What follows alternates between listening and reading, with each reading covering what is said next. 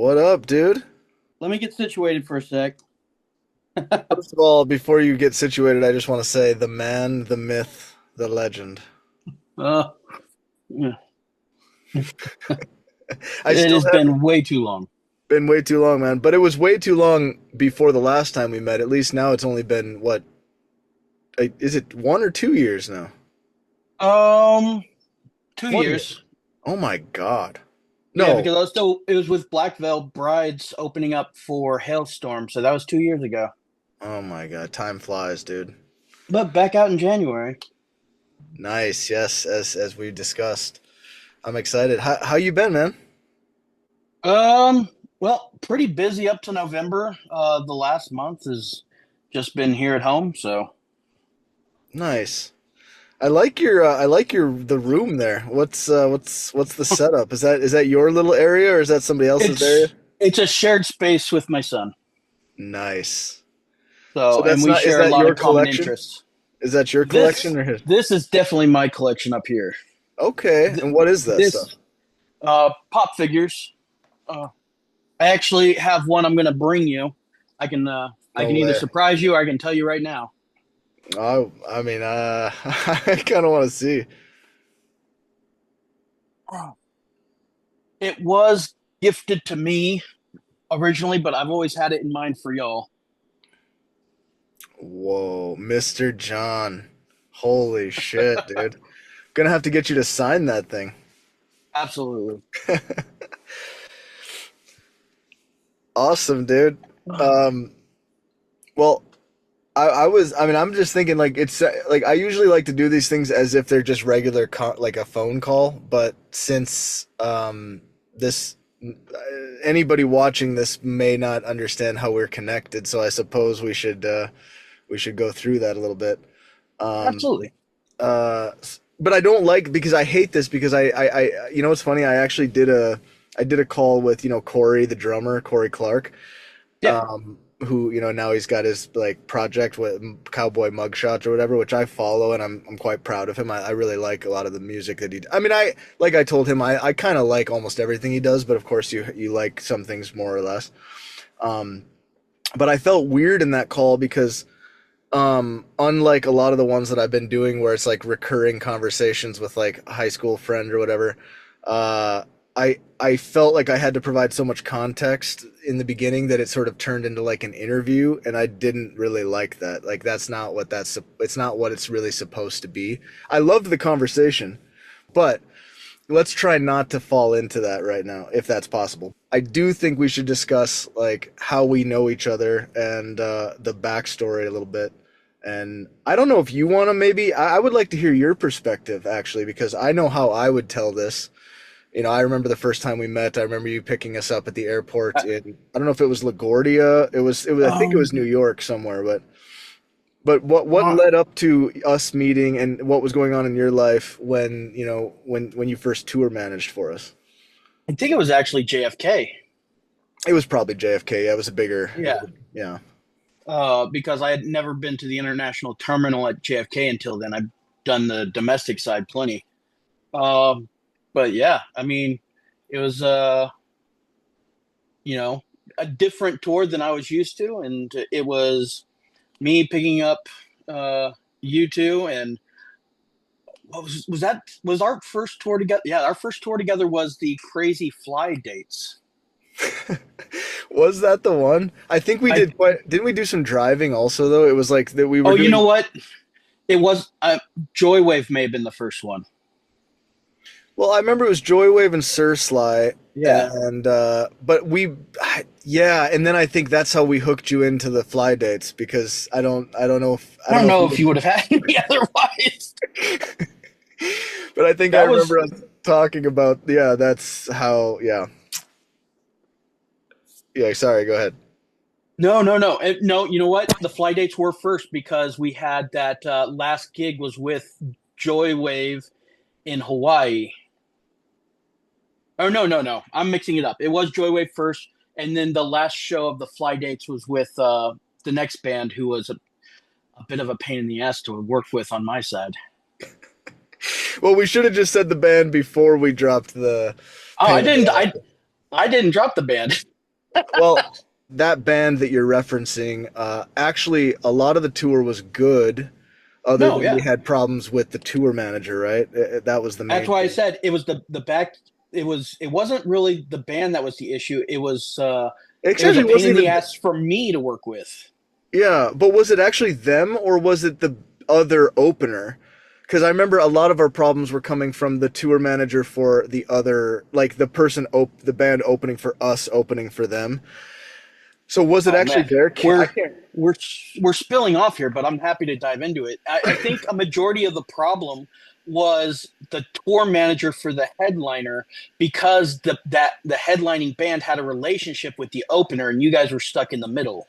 Yeah, yeah. And so we were kind of fighting that. Not to mention sharing the bus and Tyler uh, being kind of a bit of an asshole and trying to share a bus with him while he's trying to strong arm me, and I'm just not going to be strong armed. Wasn't that the guy we referred to as?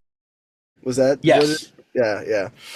Um, Yeah, and then that and from the band relationship perspective, I assumed everything was cool. And we actually finished our tour. If you think about it, the way that that tour ended, I'll just say it was Lovely the band. And Yeah. I have no ill will toward Lovely the band at this Oh, point. Like not at all. I really don't. And like people change and like people are under pressure and things happen and they have their perspective on this stuff, right? Like there's no bad guys and good guys and all this, but obviously one has their bias and their point of view, right? The thing was that that whole tour, as far as like band side, was totally fine, totally relaxed. We didn't have a problem with them. They were nice to us. We were respectful to them, or so I thought. And then we actually wrapped up the tour in California, remember? And there was that whole thing where we went out on stage with them, and there were the mannequins were there, and like they gave us their jackets, and I don't know if you remember that whole thing, but I think it was in L.A. And everything was hunky dory, but then we had like two makeup shows to do with them, or I don't know if it was two or three or whatever it was. And that's where we had a fill in.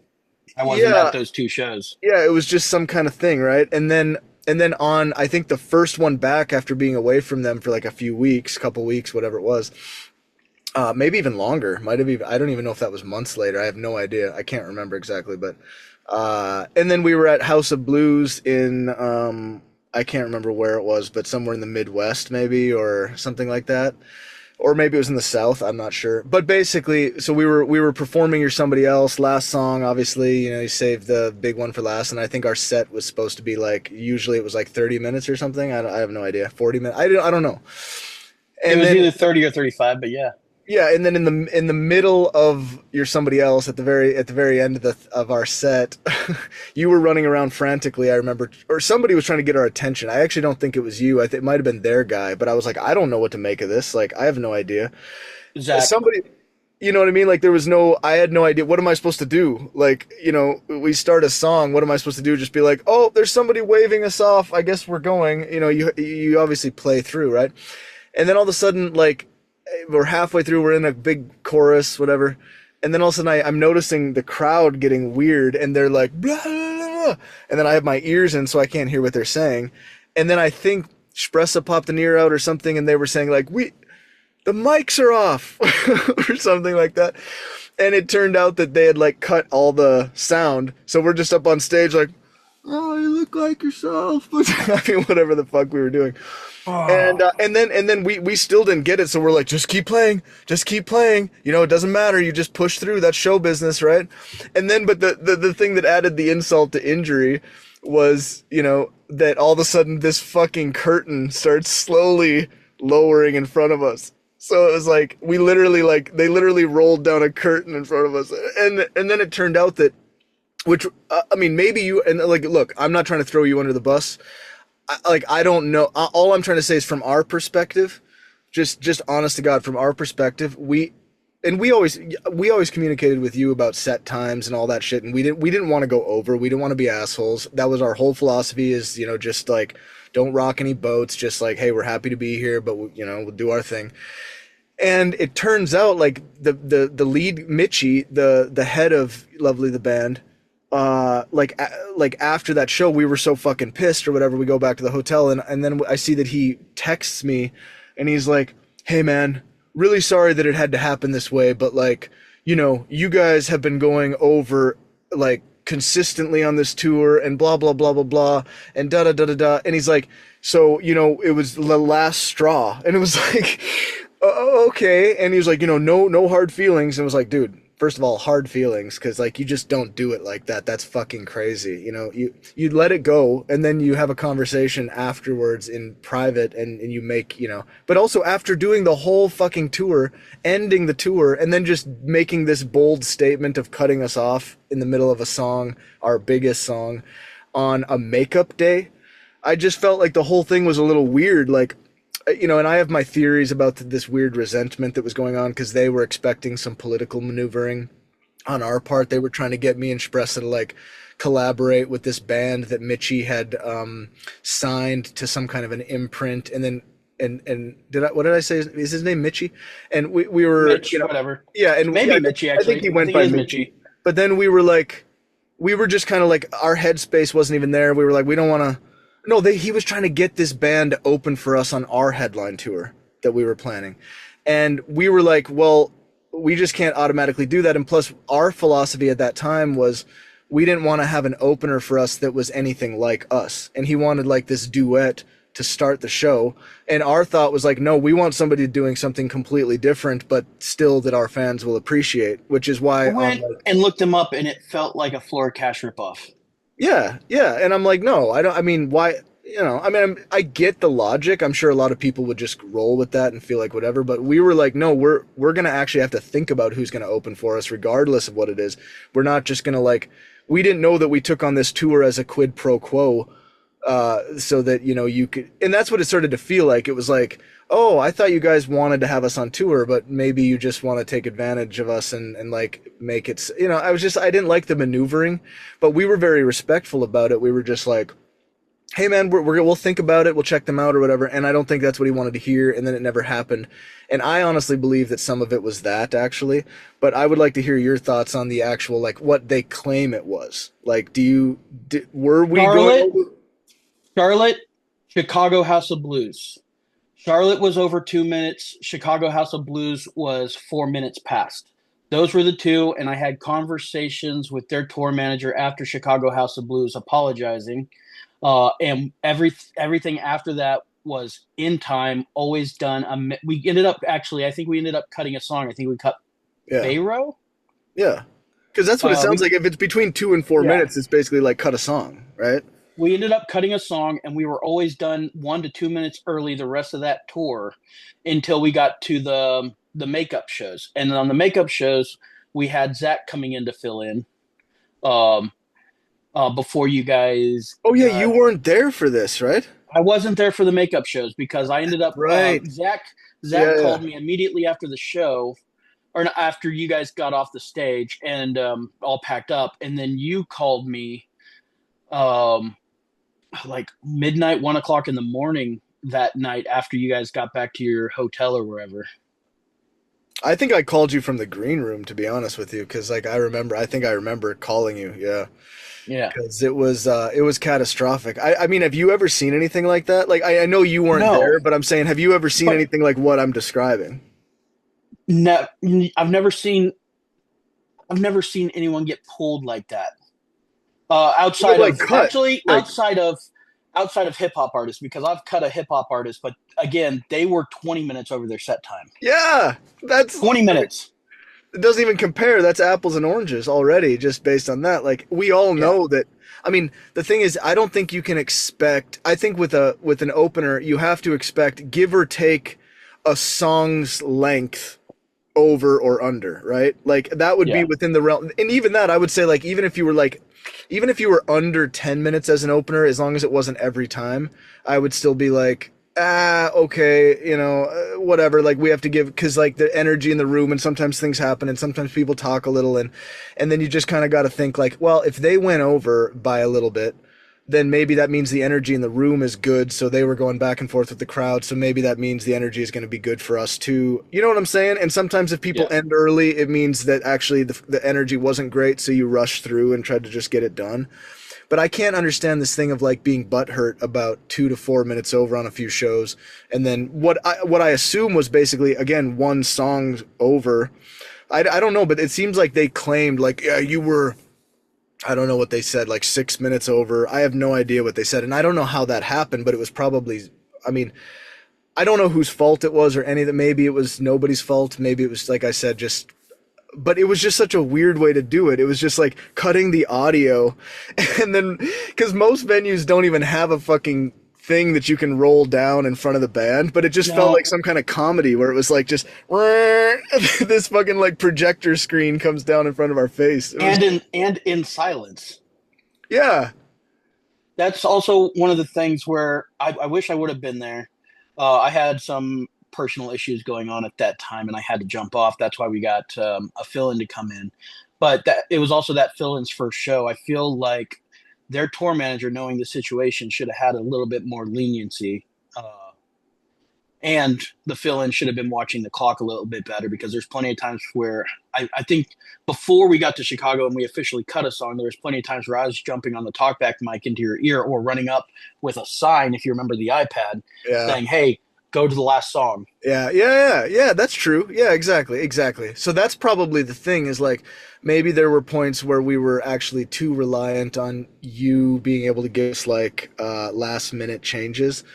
And then like with Zach, maybe we ended up on that night running like the worst case scenario of like two songs over or who the fuck knows, but still just like the optics of that, you know what, it makes me think, and this is why I brought up the politics because even if you're thinking smart and you're thinking big picture, normally no matter how annoyed you are, like it's one thing for us to have background feuds like with somebody's tour manager, like we didn't like TC and blah blah blah blah blah, but when you make something like public like that, when you actually have a thing that happens in front of an audience, like us getting cut off and the curtain rolling down, to me that's like you're basically saying I don't care about burning this bridge. Yeah. And to me, that's like that's a statement. That's not how you resolve things. Even if it was 20 minutes, it would be like, that would be like the last thing you do if you're trying to maintain any kind of relationship in the future. But as far as I was concerned, it was like, and I'm not like a super prideful person. I mean, I've had my moments. We all do, but whatever. I'll take responsibility for my moments of ego and stuff. But it doesn't seem wise to burn a bridge like that. So it feels like it's almost like that was their way of burning a bridge. So for us to just be like, oh, okay, yeah, I understand. I guess I'll see you at the next show. We had to stop after that. Like there was no way. It's not even about pride. It's just more like It basically would be a put yourself concession. in Like a you had weird a way boot though, on. like in a almost You'd like be rolling coming into that. over. Yeah, Yeah, go going ahead. into the show with a boot on your neck. Yeah, exactly. And it would just be just a weird thing to like, you can never undo that. Even if we were able to muster up it would almost be like kissing the ring if we did anything with them after that. It would be like taking the knee and being like, yeah, even though what you did was horrible and humiliating and whatever, we still like respect you and like we're gonna continue these shows. Like, no, no, Yeah. that's just like a bridge too far. Like I don't care about anything else behind the scenes. Like even behind the scenes, if they were like, fuck you guys, as long as nothing humiliating happened like that, we'd still probably be like, okay, but whatever. I mean, we're gonna finish these shows. But when you do such a bold public display of, I don't know, humiliation, it's yeah, it's a tough pill to swallow. And I was kind of unimpressed with that because I always felt that their music was like, I thought they were aiming for something a bit more, I don't think it was pop slop or anything like that. I think it was like, I think they do good stuff. And I assumed Mitchie was like a fellow traveler in that sense. And then he really showed some weird teeth. And yeah, and I don't know. It was surprised us and that was it. Yeah. Also, just to add, I guess, a little more context, I really always try to separate like my business relationships from the personal relationships I may have with the same people. Like me and TC fought that whole tour, but at the same point, at the end of the day, I still connected with them afterwards, and we've maintained at least a loose friendship, like just Yeah. connecting here and there. Hey, what are you up to? Yeah, you got anything going on? And hey, I got this offer, but I can't take it. If you're interested, I'll connect you with the right people. Yeah. You Yeah. know, No, for sure, for sure.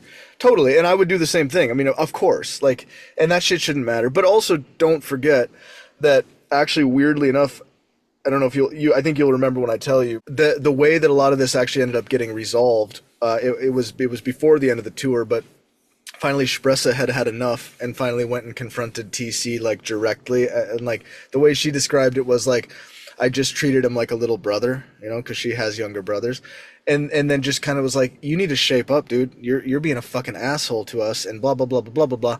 And then he was like the confrontation from her directly. He was like, you know what, you're right, and I'm sorry. And by the end of this conversation, he was basically saying like, I've been a jerk, I've been a blah blah. Blah. I'm gonna I realize now I'm gonna be better. And then after that, he was actually pretty chill. It was fine. Yeah, he was he was doing what he thought was best for his artist, and it's the same thing that I do. But that said, I think Espresso was right on the money. She put her foot down. She was direct. Here's the issue. You know, what. We either resolve it or we don't. But this is the issue, and you're being a jerk. And yeah, he did shape up, and it was nice after that. Yeah, I wish we Yeah. kind of would have done it sooner. I think I may have actually delayed that from happening, but it was the right thing to do. Yeah, yeah. It just reached a point. But again, I mean, this was how many years ago, and everybody Yeah. changes. We all develop, and I would have certainly done things differently if I was doing it now, and I'm sure you would as well. Oh, absolutely. But also, like, man, we've had some great times. Yeah, going back to it, man. Uh, let's go back to the fly dates. Let's just lay The that out into airport. perspective.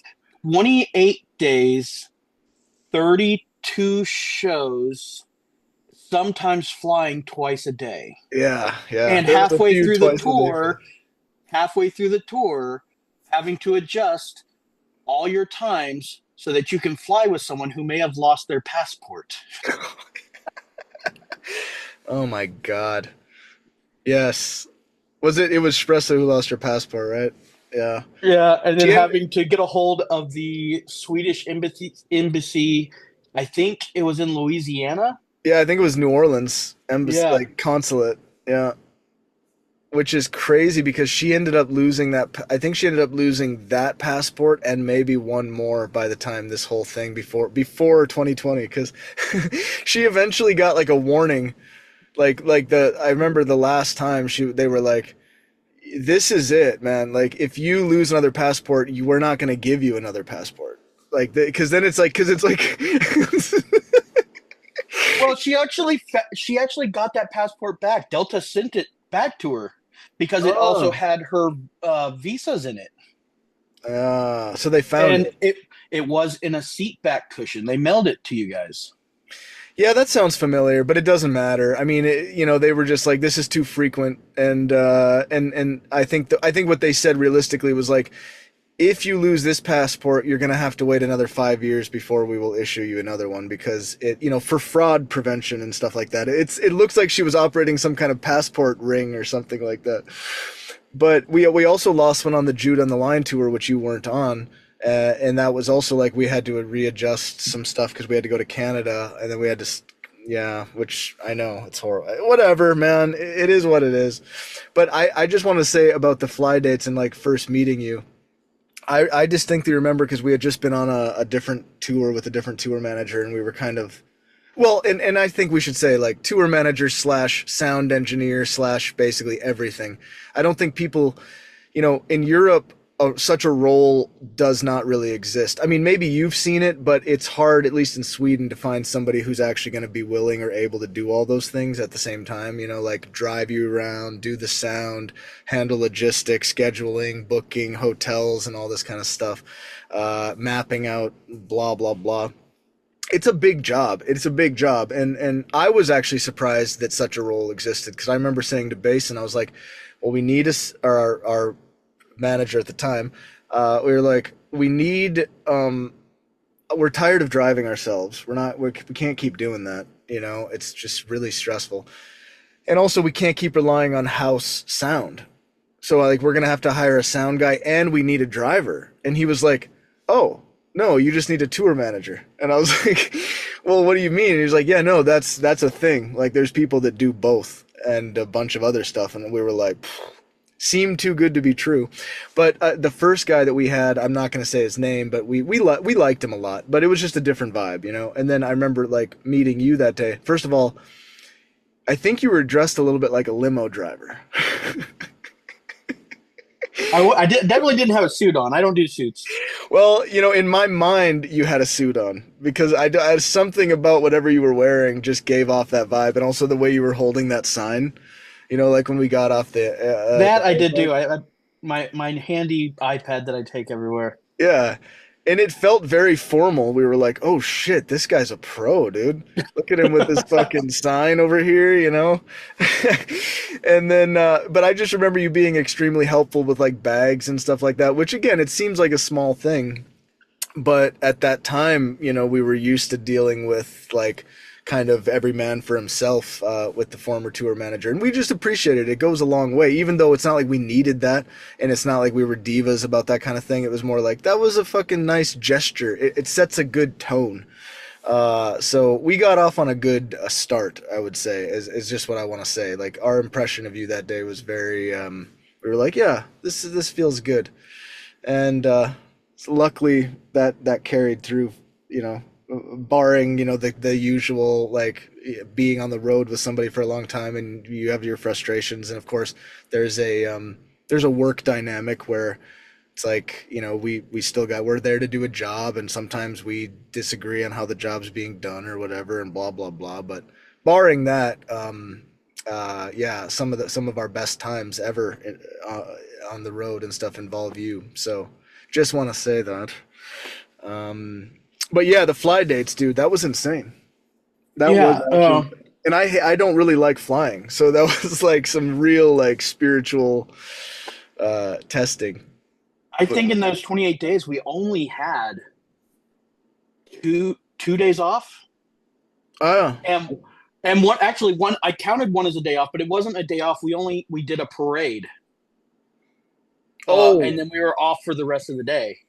wait a Easton, minute, wait a Pennsylvania. minute. Not just any parade, not just any parade. We still tell this fucking story about the St. Patrick's Day parade in Scranton. I got my workout in that day. Dude, Scranton, that's where it was.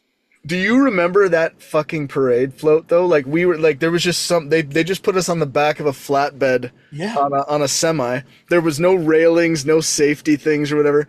Like I remember Spressa being like, "What do we grab onto or whatever?" And then she went to go grab the railing, and it just turned out to be like a streamer, you know, like just basically like a decorative item. And then there was like all these like mothers with small children sitting behind us. Do you remember that? They were sitting like quite grouped close to us, and they had like small children, and Espresso's got these big heels on, and she was like said to one of the moms, she was like, "Do you think you could move a little bit that way, just, you know?" And the mom apparently said to all the like, she was like, "Oh, okay, she wants me to move. Don't want to be too close to the star or whatever." And Espresso said something like, "No, I just don't want to kick your baby in the face." I wasn't up there. No, I you don't know weren't if up there. You weren't up there, I but don't know that's if I what could have happened. gotten up there. Yeah, and then, dude, and you with your, because like the way we had our setup, for anybody who wants to know, is that you were controlling. I think we had our own like the rig and everything, right? Like everything was. It was like your. Yeah, we built a rack. It Yeah, had the in-ear monitors. It had the stage box, and then it had a wireless router so that I could operate the entire show from an iPad. yeah. So I just had to stay in range and follow this flatbed along the 2 mile route. I think it was a mile and a half or 2 mile route of this parade. Oh well, let's just say that you broke a sweat that day. I mean, dude, like I still like the humor. I'm so glad that like when you get into show mode that you're like it's knock on wood. I don't really get too distracted in that mode, but like, bro, in my memory, I don't know how I didn't crack up laughing because it was just like watching you have to keep up with this fucking. Like I still tell people the story where you're like that's how you know John Wallace is a professional because it's like, I mean, not only did you have to run to keep up, but I could just see you on the iPad, like, you're still looking at the. You weren't even just trying to keep up. It was like you're still doing your job at the same time. It was very impressive. But we were like, just that was the craziest thing ever. Like we just had to like brace ourselves and just play. And it was, I think it was it was like you're somebody else and they own this town on a loop. Like just we On had a to loop, just keep back going. one after Yeah. the other. But it was kind of epic when you think about it. Like that was one of the like weird stories that for us is still significant. That's why I say like, when you're like, well, and then we had a couple breaks and then one of them was a parade. It's like, no, for us, that fucking parade, that whole thing was like a trip for us. That was such a weird thing.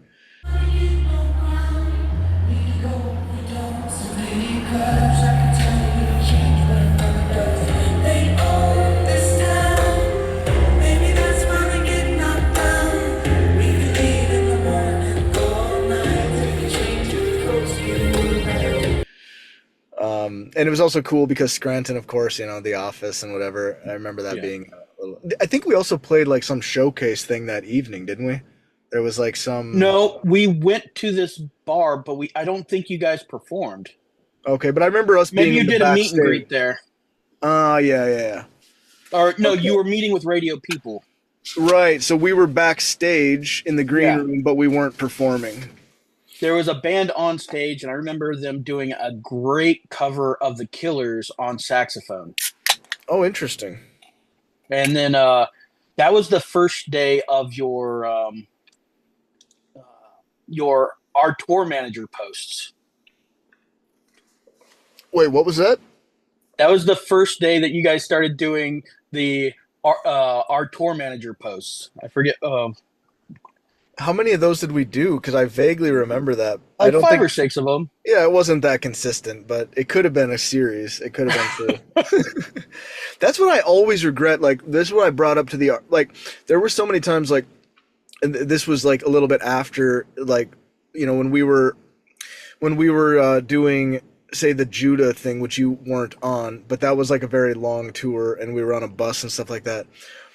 Like when we had like the RCA like infrastructure and resources or whatever, there's just so many stuff like so many things that I would like we would suggest that were like outside the box thinking that would have netted much more interesting results in a sense like why not just have a dedicated like videographer or photographer? Like it would have cost them pennies to just have somebody following us around with like video camera, like documentary style. Like how great would that have been to just have that stuff? And that stuff right there could have like that would have been content gold for years. Even if we just sat on it until now, it would be like a perfect thing. It would be like, oh my God, this is a pre-COVID world also, which now we know is a thing. And not to mention all the crazy adventures. Like, dude, we were everywhere. That's the thing about those fly dates is like you have this condensed crazy thing of like, 1 minute you're in Portland, the next minute you're in Austin, the next minute you're in Buffalo, the next minute you're in fucking Tampa, the next minute you're in Milwaukee. Like, if you actually think about it, that shit was content gold, dude, in terms of, people in thinking in those terms. And not to mention that, like, the whole personality mix would have just been, I mean, to be honest with you, I just would like to see that. I wish there was a fly on the wall so that we would have more because we also ended up losing like an iPhone, like when we were on the Judah tour, which actually had all those years. So we have and I archive everything. So I have photos. I have tons and tons of photos going back to when I first met Shpressa. I save everything. But that one iPhone, before we went on this other tour, I wasn't able to back it up. I kept trying and I kept getting an error. And then when we were on this Judah tour, I think we were in a Sprinter van or something, and I think I left it in the back of a pocket, and then the fucking Sprinter company like didn't admit that was there, like some asshole just took it and whatever. And so we have like that whole period where we were doing those fly dates and we were doing all this epic shit with you, like 2018, whatever, early 2019. That shit for us, that's like lost years in terms of our photo albums, which is so sad. So the main stuff that we have from that is either anything that we already posted online, which is like a fraction, not even a fraction of a fraction of a fraction, or things that people send us. So I'm actually thinking about like in your case, like what any photos you have from that time period, like I would I think we've asked you this before, and we said the same thing to like Basin before, and blah blah blah. But yeah, we don't have that, and I love to look back at that stuff. So not only do we not have photos, but how great would it have been if we had somebody just a fly on the wall with like a camera, like a video camera? I This would have been wish. so good. All right. But have you done anything like that since? Have you done any of these like hyper fly date crazy promo things? Nothing like that. Let me ask you this. Up to that point and after that point, I assume that mostly what you're doing is like the traditional like venue stuff. But other than Flora Cash, have you done the promo sort of like because it's a weird, it's a totally different thing, you know? I've done those promo gigs, but in the middle of support runs. I'll put it this way: I've had to book, what was it, about 5 private charters this year just to make it to these events. Okay. Um, Oh with wow. with Daughtry, because we Oh, were in okay. the Yeah. Yeah. middle of a run with Creed, but there was a section where Creed went to Canada and we were jumping off that run. We were still doing our own thing, but we had to get from Los Angeles, or California, to Ottawa, Canada, Mm. and then from Ottawa, Canada. Actually, I'm mixing it up a little bit. Uh, Either way, we had to go from the States to Ottawa and Ottawa back to Columbus, and then uh, another trip we had to go from uh, from the States to Montreal, and then Montreal back to the States to jump back onto the tour uh, in the middle of a support run. And so none of us got any sleep, man. You can't sleep in those situations, and it's just go, go, go, Yeah. always going straight into a show. And then we had to, boohoo for us. We had to fly to Hawaii, and we were supposed to have 2 days off and then a show and then fly back to tour. But Okay. we were flying and we got rerouted to Minneapolis, St. Paul, because the fuel Woohoo! calculation on our plane was inaccurate. And Oh so we got shit. delayed. And then we flew to Seattle and we missed our connecting flight by 5 minutes. And so we weren't able to get to Hawaii that day. We had to stay in Seattle and then fly to Hawaii the next day. Okay. Okay. And so we lost an entire day off. Oh my And so god. then it was just land, 1 day off, into show, and then fly from Hawaii to St. Louis back in on a landing at getting back to St. Louis at like I think like 1 o'clock in the morning, getting into our hotel, and then having to go and load in at 9 a.m. Damn. So just brutal, but nothing like that run of fly dates with y'all. But so those guys are quite a bit older. They must be in their 50s, 40, late Yeah, 40s, 50s. 40s, mid Okay. 40s, All right. I think. Well, it doesn't matter. The only reason I ask is because like I'm sure that they've got like they're settled down, they have families or whatever. They're not out there like they're not. I mean, like what is it like? Like what is your experience of like a band like that? Who I mean, obviously everybody kind of knows who Daughtry is. I mean, at least of a certain generation. Blah blah blah. Um, and they're of a certain age, but that sounds very grindy. You know what I mean? Like how do those guys like how do they look at this stuff? How do they process it and how often do those guys tour? I mean, they tour constantly. I was That's out on crazy. the. I was out on. I've been with them now for 2 years, and the first year I was out with them, um, the way that they grind and the schedule that they keep is the reason why they. It's the reason why they have the crew that they have, and they do treat us well, but it can be a grind. Yeah. So we bust our ass for them. Yeah. And they show their appreciation. They do way more than a lot of other bands I've been with. Yeah. Yeah. So I am fortunate to work with them, but they've been grinding really hard for the last 2 years. Last year, this year, we were out for 240 days, 245 days, Jesus and that's just Christ. just with one artist. That's not counting any other 240. artists. Oh my god, dude. That's Oh, actually, 5 of those days I was out with nothing more. Other than that, the rest was all Daughtry. oh my god. But so like you came into that a situation in it's a very different type of situation to the one you were in with us.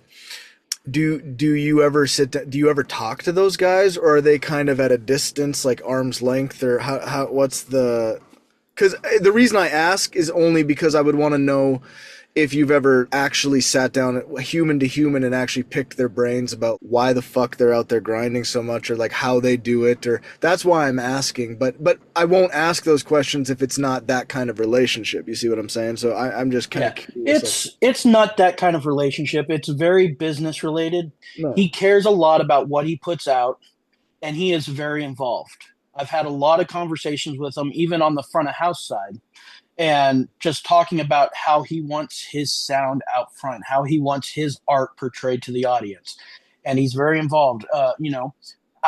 Talking he talks to the guitar techs himself, and and he knows how he wants his guitar to feel and sound. The Yeah, tone that's that he cool. wants to generate from this song to this song, and where it needs to switch. He's very involved. I mean, it sounds like he's a real artist in that sense. Yeah, Yeah. yeah, Um, you know, he's very nice, down to earth, but he can also be, how would I put this? Not particular, he or demanding. He knows what he needs from us for his art yeah. to be out there the way he wants it to be. Right, right. And that can sometimes land like in various ways, obviously, like, because there's not always time for pleasantries. And that's one of the things that Express and I struggled with sometimes is like, I think we didn't really know how to both be friends with, because that's our natural instinct, but also to like say, the hard thing when you got to say it, like, no, we don't like this. We don't want it that way. And right now we're not your buddy. We just have to make this happen.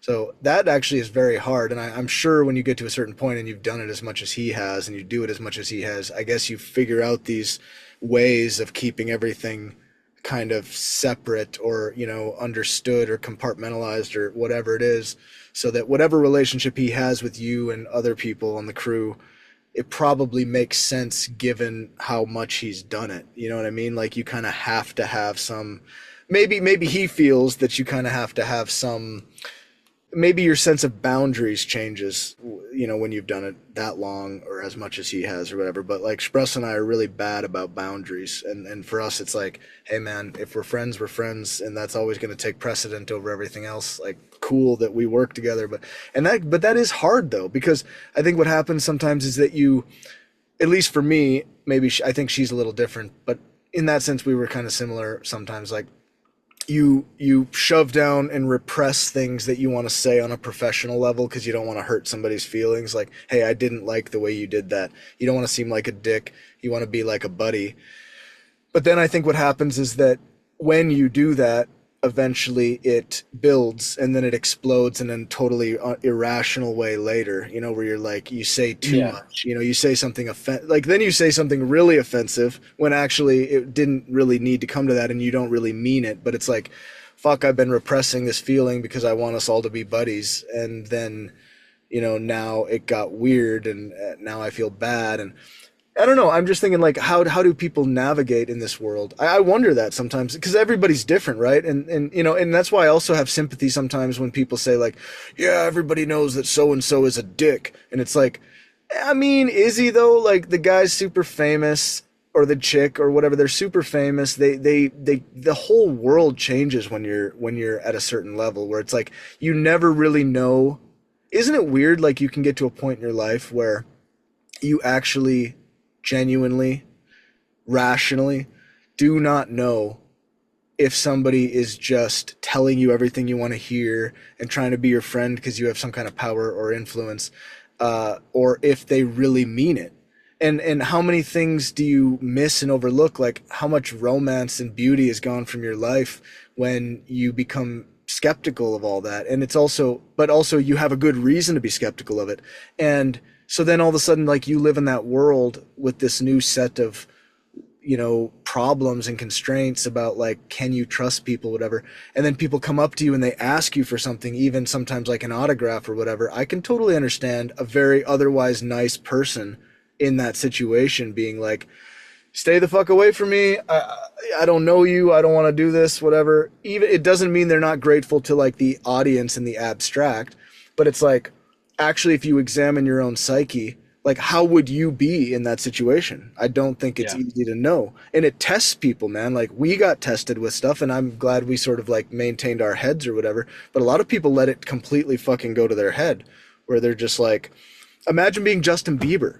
How the fuck? I mean, like from the time you're a kid, you have no clue if people around you are just there to leech off of you and to get something from you and to tell you what you want to hear and to like validate everything you have to say and blah blah blah blah blah, or if they're for real, because there's going to be people that for real love you, but how the fuck do you tell the difference when you're in that position? And how doesn't that make you come off as a little bit of a dick sometimes? Of course it's going to make you come off as a dick, even if you're not otherwise a dick.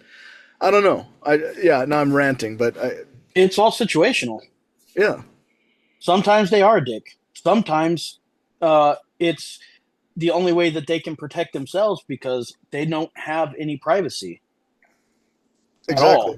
And so they have to force privacy. And if that meant walking away from, you know, autographs because they don't have the time, maybe they have a schedule and they don't have the time to stand that we actually had a conversation about that. And, they don't have time to stand there for 30 minutes and sign autographs because they have to be on this call in 5 minutes, or situations like we had, like where you can't be out there signing autographs when the headliner's playing. So I had to be, I always said, let me be the asshole. I'll Yeah. pull you. Yeah.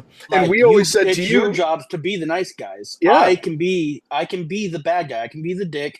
I can be the one be like, hey, sorry guys, I have to take them now. Wish we could stay, but we got to go. Sorry guys, come Yeah, on. and we would also And play it up where like even though we loved doing that, we would be like, "Oh, really? Do we have to go? Come on, John." just a few more, a few more. Yeah, And you'd be then of like a few course, more. I'd be like, nah, man, we got to go now. yeah, yeah. And then it's like, bye. But at the same time, I think the thing about Spress and I is that we actually love that part. Not because honestly, if I'm being very honest with myself, and I think she feels the same, that's actually not the point where you're getting off on this like ego boost of like, oh, these people love me, these people care. That's something you can get from all sorts of other, like you can get that from the stage, right? Like you can feel this like, Yeah. yeah. But that is where it's like, oh my God, this is like just these are just human beings. Like this person came here, like they had to save up money for this ticket and they're telling us about their mom or who's in the hospital or their grandma or whatever. And for us, it was almost like that's where that it almost felt sometimes like our real job was standing there meeting the fans, almost like what we were really supposed to do was stand there and listen to people and give them a little bit of love and a little bit of attention and something that they could walk away with and feel good about, and in a weird way, I think I loved that more than the performing or anything. Like actually it felt good, and there was also no pressure. Like I never, because also you're on this high of having done the show and it's over, so I'm not nervous anymore.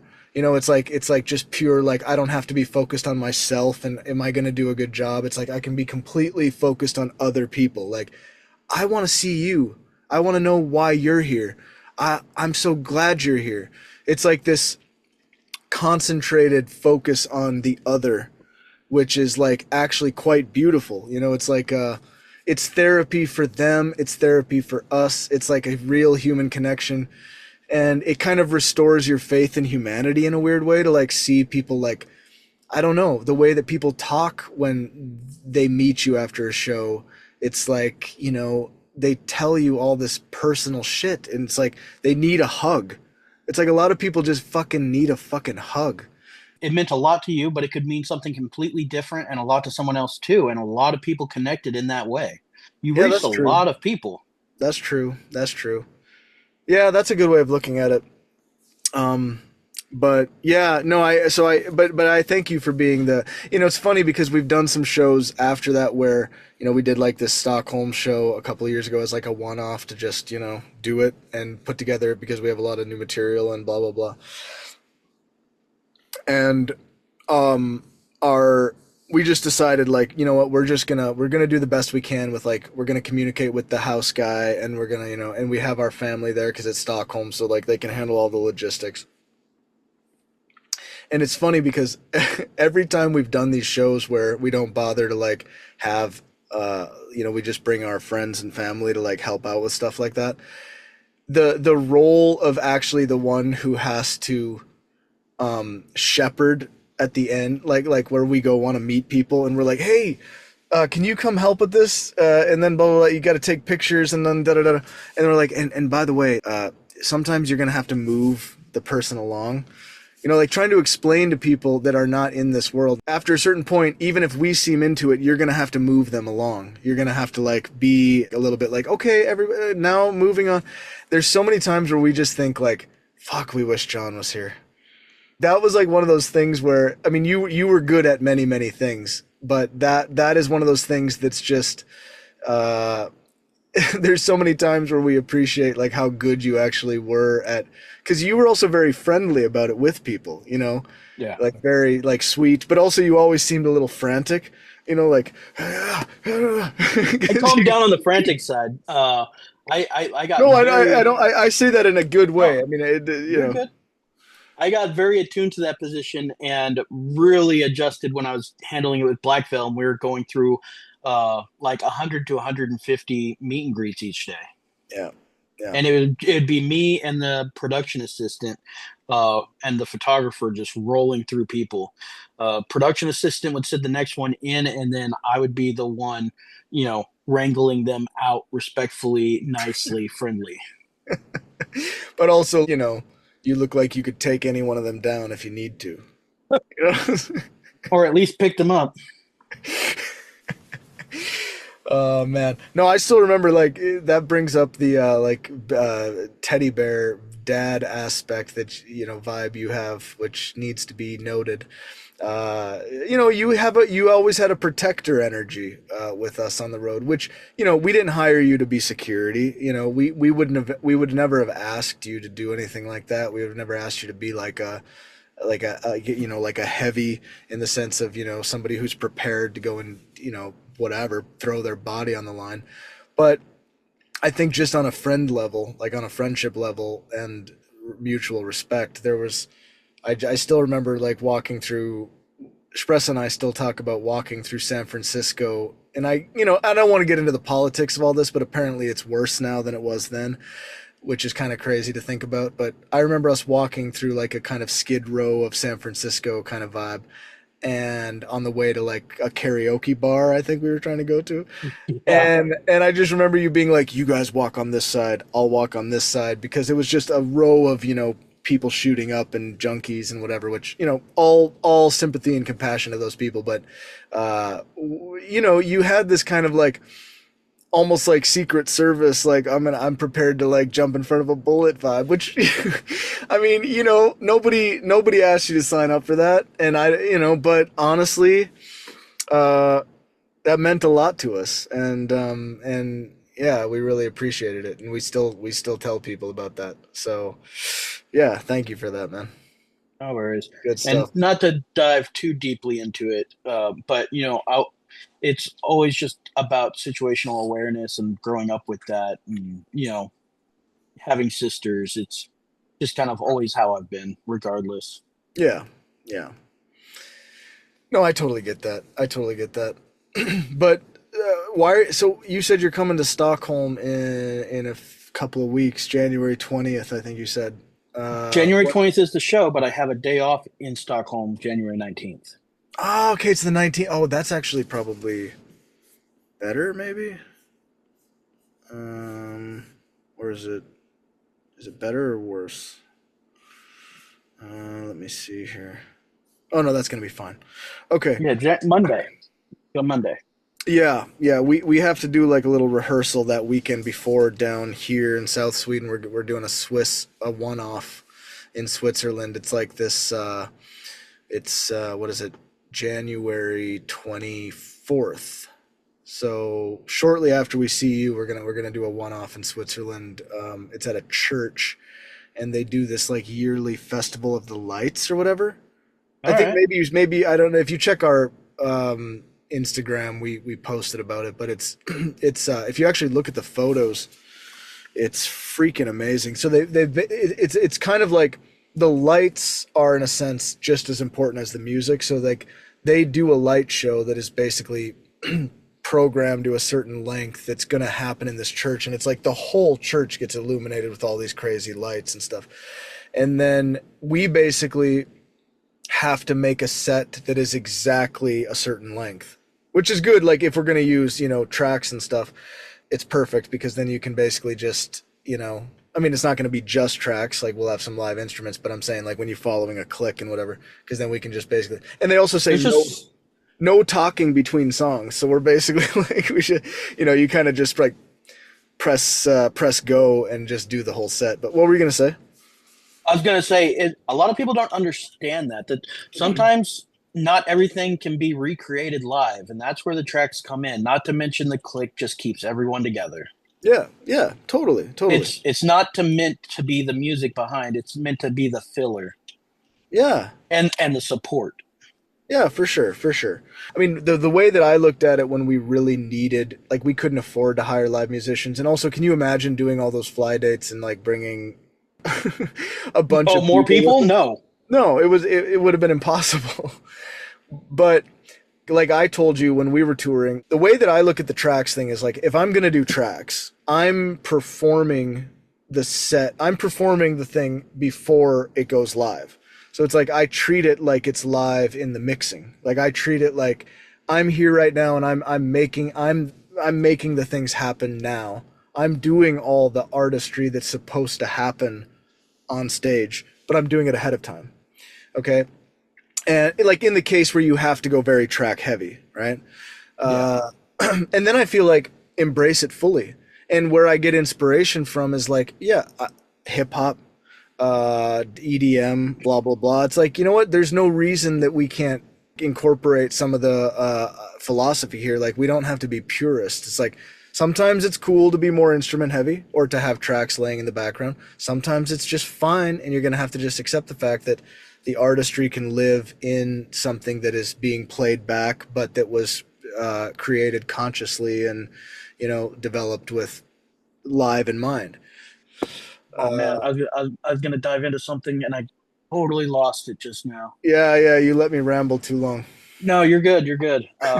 See if I can recall it. Did it Oh, have to? hip hop with tracks. They don't play to tracks, man. They literally go to Spotify, hit play on the album, and just perform over Holy! top of it. I've actually had hip hop people do that. They just send me a playlist link to Spotify and just say, "Hey, let it run. Make sure it's not on shuffle." But do they have live mics? Are they rapping over Yeah, it? they have live mics. They just rap on top of it. I mean, in a way, I sort of. I mean, see, that's what I'm saying. Like But with vocals in it and everything, they just play it off of Spotify and go. I don't get it, but to each their own. well, here's the thing. My first instinct is not to get it, but then if I'm being honest with myself, I go, okay. I mean, it's kind of like, in a way, I kind of get it. Like, in the sense, for at least from a certain point of view, where you're like, okay. I mean, weirdly, you got to also think about the current, or like the last, 10 years of music, live consumption. Like, I think people think they want to hear live music, but most people don't really want to hear live music. They want to have an experience and they want to hear things in some ways. Like, dude, I remember my grandpa who was a boomer. He was a music fan, and he's no longer, as you know, he's no longer with us. My grandpa Mark, who happened to pass away while I think we were on tour dates together. Right? I think we were. Yeah, I think so. But I still remember him going, and he's an older guy, and I remember him saying like, yeah, I hate when I go to concerts. He never went to that many concerts, but he was like, I've been to a couple of concerts, and and all of a sudden they change the song a little bit, like they do something different, and he's like, I want to hear it exactly like I heard it on the fucking album, because for him it was like he grew up on the vinyl album, and it's like he never, this is a once in a lifetime opportunity. He's going to see Led Zeppelin. He doesn't want them to make a bunch of changes. He wants to hear it like he heard it. He just wants to see them do it, you know? And I'm saying that's a mindset that has existed even then, but now it's like you got to realize that there's a part of people that still is kind of like that. You might think, "Oh, people are very artistically kind of inclined and they want to see the artist up there like expressing themselves and doing new versions and changing things up and doing whatever." But I think the truth is honestly that a lot of people just they kind of want to hear it sound pretty damn close to what they are used to. So in that sense, it's like, are you there for an experience or are you there for I do think in the future with AI and stuff, it's going to be more about human imperfection and all that kind of stuff. But I think right now, still, it's like to some extent, the hip hop guys are just kind of admitting the fact that, hey, my audience don't really give a fuck. Like, I'm just going to Yeah. rap on top of this. They just want to get a vibe. They want to hear it. It's different in different genres, of course. And like your artistic sensibilities. Like, I don't want to do a show like that because I'm like, I think I wouldn't want to do it because I don't like the song as it is exactly. I want it to be different a little bit. And I want to try to make things a little bit different. And I want to think about the room. Once you've done a few live shows, you're like, fuck, the way that live mute, we talked about this where like all of our tracks were like some of the in the beginning a lot of our tracks were like already mastered and I've kind of gone back to that in some sense where it's like I designed it to be I mixed it in mono, I mixed it in a totally different way knowing it was going to be coming out of a PA in a live room. Like you don't have to think so much about stereo field because who the fuck is listening at the optimal, nobody's listening at the center of the room except for you, the sound guy. No, not just the sound guy.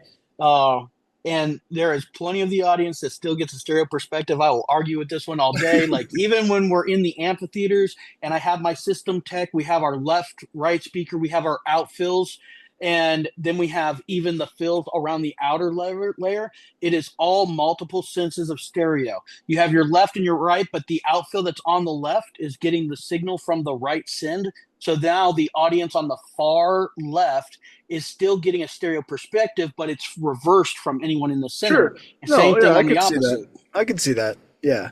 But I also wonder, like, does that really apply? Like, because you're talking about a fucking amphitheater.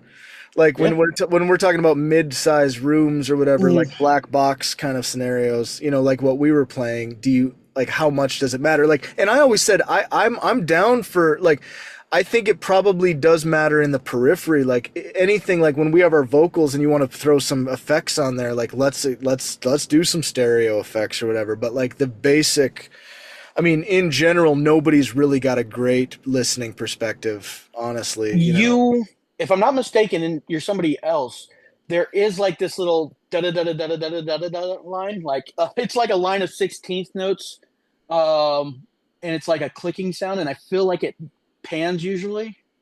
Oh wait, no, but no, I'm saying I mix like me I like know, but I couldn't emulate that live because of the mono track. oh, sure. But see, that's you being a nerd, like Yeah. you're you paid attention to a detail that, and I get it, dude. Like, of course, I'm not saying there's no role for it, but I just think like you can get carried away thinking like, oh, I just think like mixing stereo and headphones or like for like casual listening is completely different from for me. I'm like if I have to prioritize things for the audience in the room live, I'm prioritizing things not based on like stereo field. I'm prioritizing based on like what are they actually hearing on top of what, and what is the low end doing? What is the high end doing? What are the mids doing? Like I'm not. I just to me I sort of eliminate stereo field out of the equation because I think it overly complicates something that is already kind of complicated. But whatever. Like I'm not a fucking live sound engineer, obviously. I'm just saying like when like I try to have that shit in mind when if I'm in a position. I still think it's safer. Okay, let's put it this way. I'm not saying it's ideal for the live show to be in mono, but it's probably safer if I'm bouncing something that's supposed to work in any situation for it to have been mixed in mono so that it theoretically will translate, you know, You know what I mean? Like Yep. if I'm having stereo in mind while I'm trying to mix for a live backing track, I think I'm gonna make decisions that are gonna sound maybe kind of good in one room, but maybe pretty fucking bad in another one. Plus, our system had to be very simple, which was like we had to have one mono signal out for the room and one Oh, out for the click. you were just limited. That's what it was. I mean, because if I'm not mistaken, it was just one MacBook and using the headphone jack. Bro, can I show you something that I hope is gonna warm your heart? So I'm in our car right now, and I use it as kind of like a remote recording studio. So you see that interface, Yeah, and do you see that tape? Do you recognize that? I do. And you know what it says? Click, and that's your fucking tape. You put that there, dude. That's So literally. we could. I still use that interface for recording music. No fucking joke. And yeah. So yeah, and probably if we did something together, like there might be some times where it's gonna be the OG down there just doing its thing. But isn't that crazy? I mean, like, but it's also funny because we never had a backup, and it's even funny like when I tell people that when we did the Judah and the Lion thing where we had Bobby doing TMing and stuff like that, people still can't believe like that know anything about the business. They can't believe we only used one laptop with no redundancy.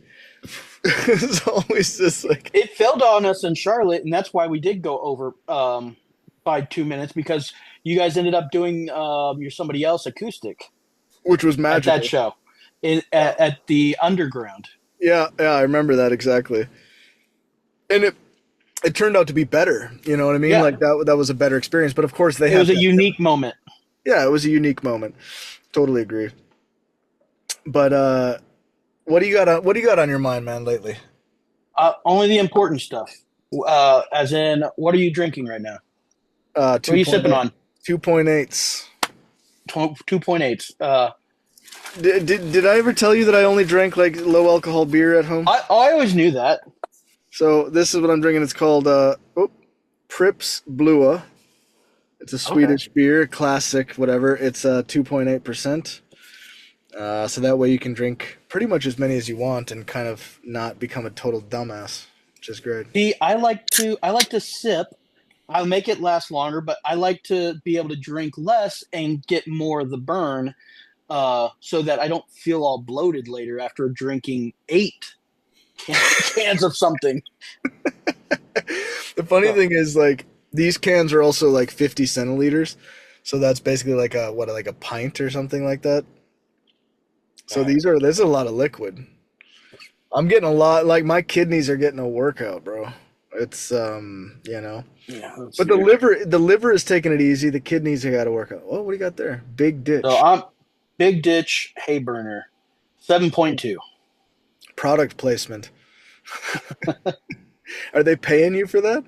Absolutely not. I wish. I don't even get free Hay Burner. What is that? Free Uh, what? it Hay Burner. That's what this beer is called. Ah, okay. Gotcha. I know. It's my favorite Buffalo brewery is Big Ditch. Damn. Oh, it's in Brewer. It's in Buffalo. Yeah. That's nice. That's nice. They also have my favorite corned beef hash at the brewery.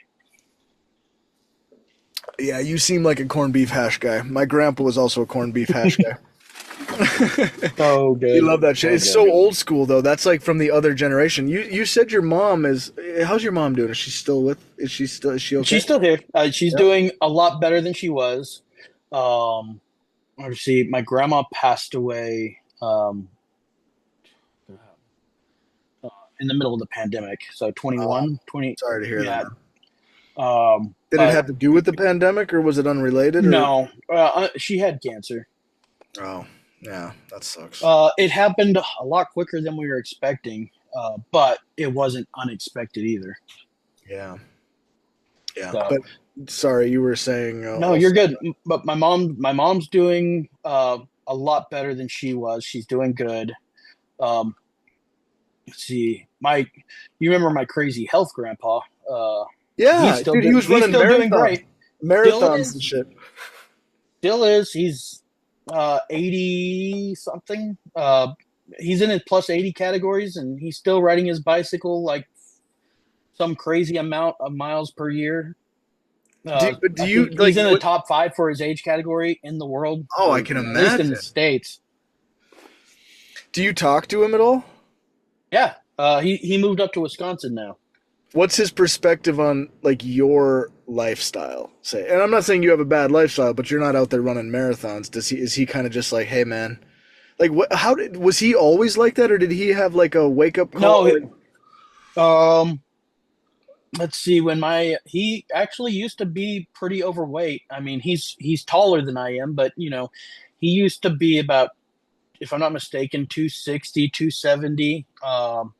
And I don't know, just at one point, just changed it all. when you talk to him, does he have like does he ever like try like does he ever have like, hey man, words of wisdom, or is he kind of just like, hey, you do you, I do me, and let's not even get into that stuff?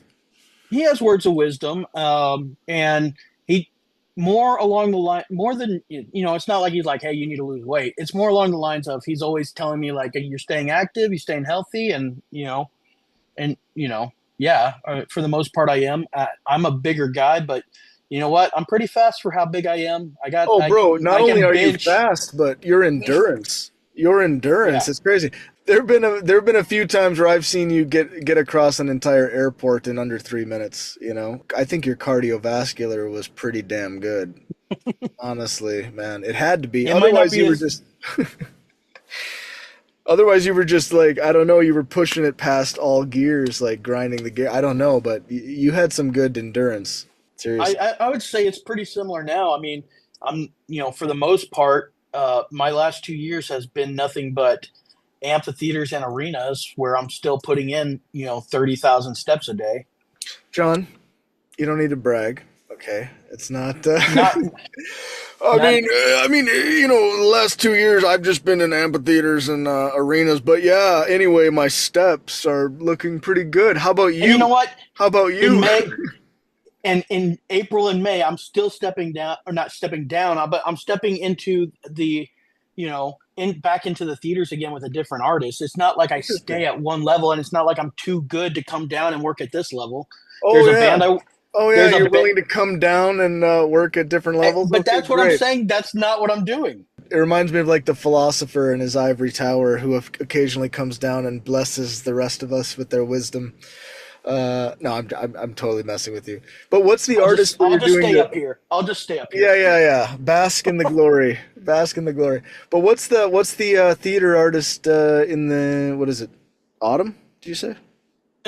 April, May. April? Oh, not Jesus. Not even You're close. good. It's this metal band called All That Remains. That sounds familiar. They don't have anything to do with this January trip, right? No.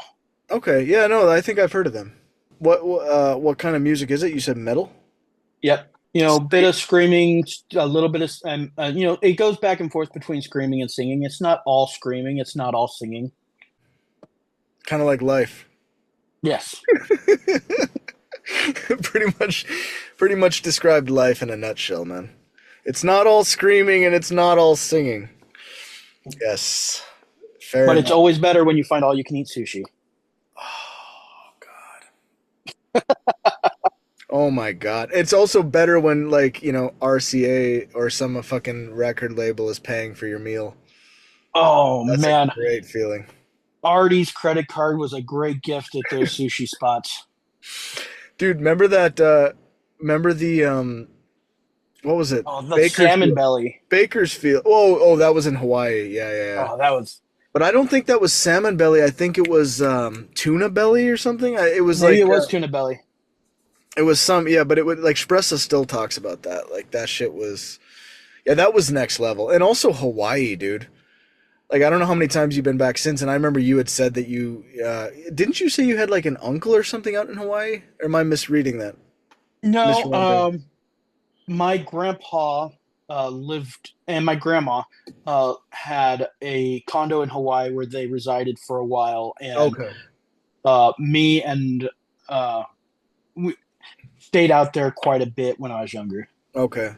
Cause like to me that shit was like I think especially from the context like coming off of all these fly dates and all this like grind or whatever. There was something about the Hawaii trip that just the fact that it's this little island or chain of islands in the middle of the ocean. You actually kind of feel that when you're there. It's like you think you understand what that means, but when you're actually there, like everything is a little different. The air is different, the feeling is different. Even the feeling from people is a little different. Like even in commercial air, it didn't really matter like where you were. It was just like something about the whole vibe of that place was a little bit weird. It was like entering a different realm, like or you're in Middle Earth and you went from like where the hobbits are to where the elves are. Like there's something about it where you're like, yeah, it's the same, but it's very different. Yeah, I went I don't, snorkeling. dude, I still remember the first day you flew in like to join us for that radio show. You I think you got up early and then you just went down and started snorkeling, and I think you took a bunch of videos with your iPhone, right? Like, Yeah. and I was like, yeah, that's how you're supposed to do this shit. But see, Shpressa and I have always had a very big problem with like the traveling where we just are like content to stay in like a hotel room, which is so fucked up because I do love cities and I love exploring and whatever. But there's something about the combination of like if I'm just in a place for the reason of being like a tourist and exploring, it's like great. But if I'm there because I know I have to do like a live show or something, it's just I can't really relax. I just feel like I'm not fully there. It's like I'm there but I'm not there because I got to do this performance, and then obviously if one can stick around after, that would be amazing. But a lot of times it's like afterwards you get in the thing and you go and you're just gone. And but I think but I remember like so you weren't on this tour, but with like I said before, the we on the Judah tour. God, there's so much to explain here, but the remember Connor toured with us on like a small string of things. I And connected you with yeah, Connor, you and then connected Connor us with connected you with yes, Connor connected you with the drummer. Uh, they were no, all in no, a band called Brightside. yeah, exactly. Drummer Corey. I think Will was doing. We ended up hiring Will, who for them was like a bass player, but now he also does guitar for Corey. Will was doing like other logistical stuff. We had Dylan there who plays. I love Dylan. Yeah, I know. Yeah, we do too. I mean, honestly, I loved all those guys, but Yeah, yes, I really love Dylan. But Dylan was basically doing like merch and random miscellaneous for us. Connor was on stage doing piano, keyboard keys, and they were like a mini crew that like basically Connor. The way I remember it is that Connor suggested at the end of our run where you were involved. I told him that we had this big long tour coming up, or he found out about he found out about the Judah tour. No, he found out he was with us with Zach. That was the thing. We got him through you, but he was yeah. with us with Zach and He on the team of was. Dylan, but also with you, right? Maybe Connor not. came. No, I never worked with Connor with you guys. I Okay. brought in Connor as I was leaving. I said after the interviews, I suggested Zach, um, and that's who you ended up going with. But Connor came in and worked with you guys with Zach, uh, and Connor came in replacing someone else, Yeah, and Corey, then a different yeah, Corey. yeah, different Corey. And then after those few shows with Zach, you then moved Zach to front of house, brought in a new tour manager, and then expanded on having a full band for the Judah and the Lion run. Well, that's not exactly right. So we ended up getting rid of Okay. Zach, and then we brought in Bobby to basically do the Okay. TM/sound engineering part. Okay. And I wasn't. I thought Zach stuck around. no, he never did because we were just like, I don't want to throw shade on Zach because Oh, all good. on some level, like as a person, I do like him, but there was just he like the one of the worst promo experiences that we had, which was a very important one. And you know it's bad because like Basin, um, our manager at the time, again, I'm gonna say that, uh, he always remembered it after that. It was the K Rock weenie roast, and that was I actually remember I got a phone call about it. yeah, and that was the thing is like Zach didn't save, and remember I panicked because we did a full day rehearsal with Zach, and this is after I had already broken out all of our stuff as stems instead of like fully mastered, to give you control. But then Yeah. we stuck with that, and I should have not done that. I should have had my mastered tracks because those are idiot proof in a sense. And that's why I did that, because it was like you never really know what's going to happen, and you at least have that as like if you could just turn up the volume, it's going to be pretty damn good. It might not be perfect, but it's going to be pretty damn good. But him having all those individual stems, not you, he didn't know how to like we did a full day of rehearsal, and I remember like going out listening, and I was like, damn, this sounded pretty good, like it was one. And then at the end of the day, like before the shows, I was like, all right, so all of these are saved, like you have each mix saved for each song, right? And he was like, huh? And I was like, Oh. what do you mean? He's like, no, no, he just kept adjusting the overall mix. He just kept adjusting the overall mix as we went along.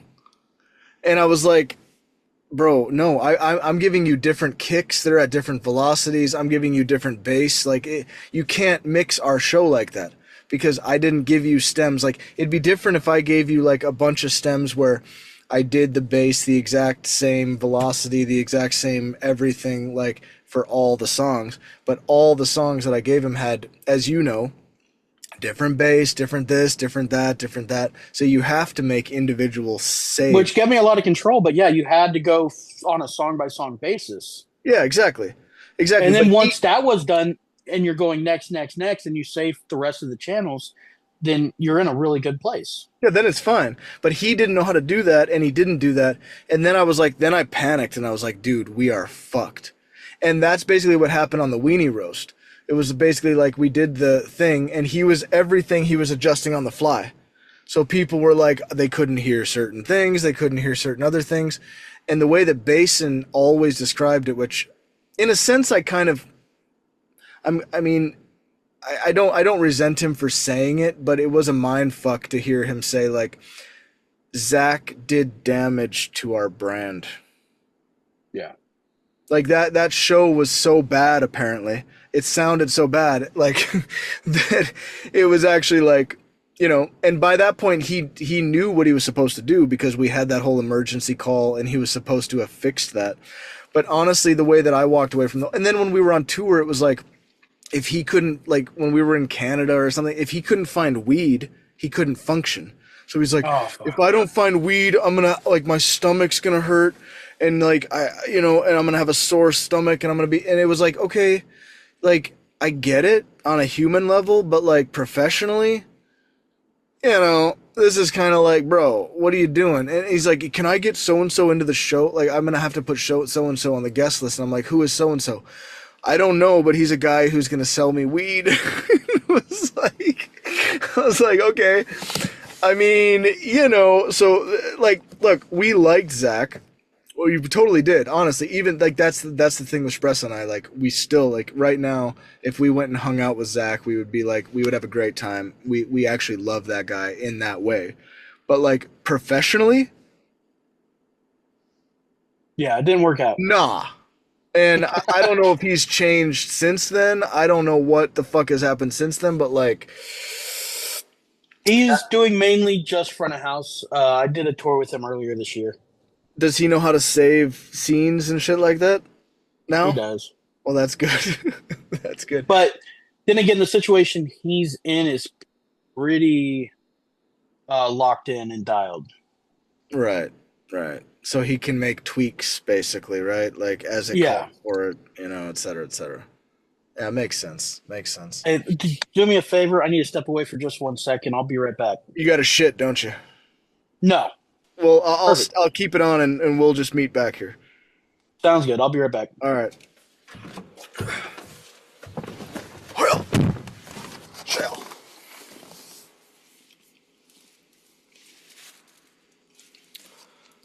Mr. Wallace. Okay, let's pivot. I have a question Yeah. for it. I think we would be foolish not to discuss this on some level. In your position, I don't know how much you're thinking about this stuff, but what are your honest thoughts about the impending AI? I mean, it's already here, but we are still not experiencing the full effect of the tsunami yet in terms of No, generative.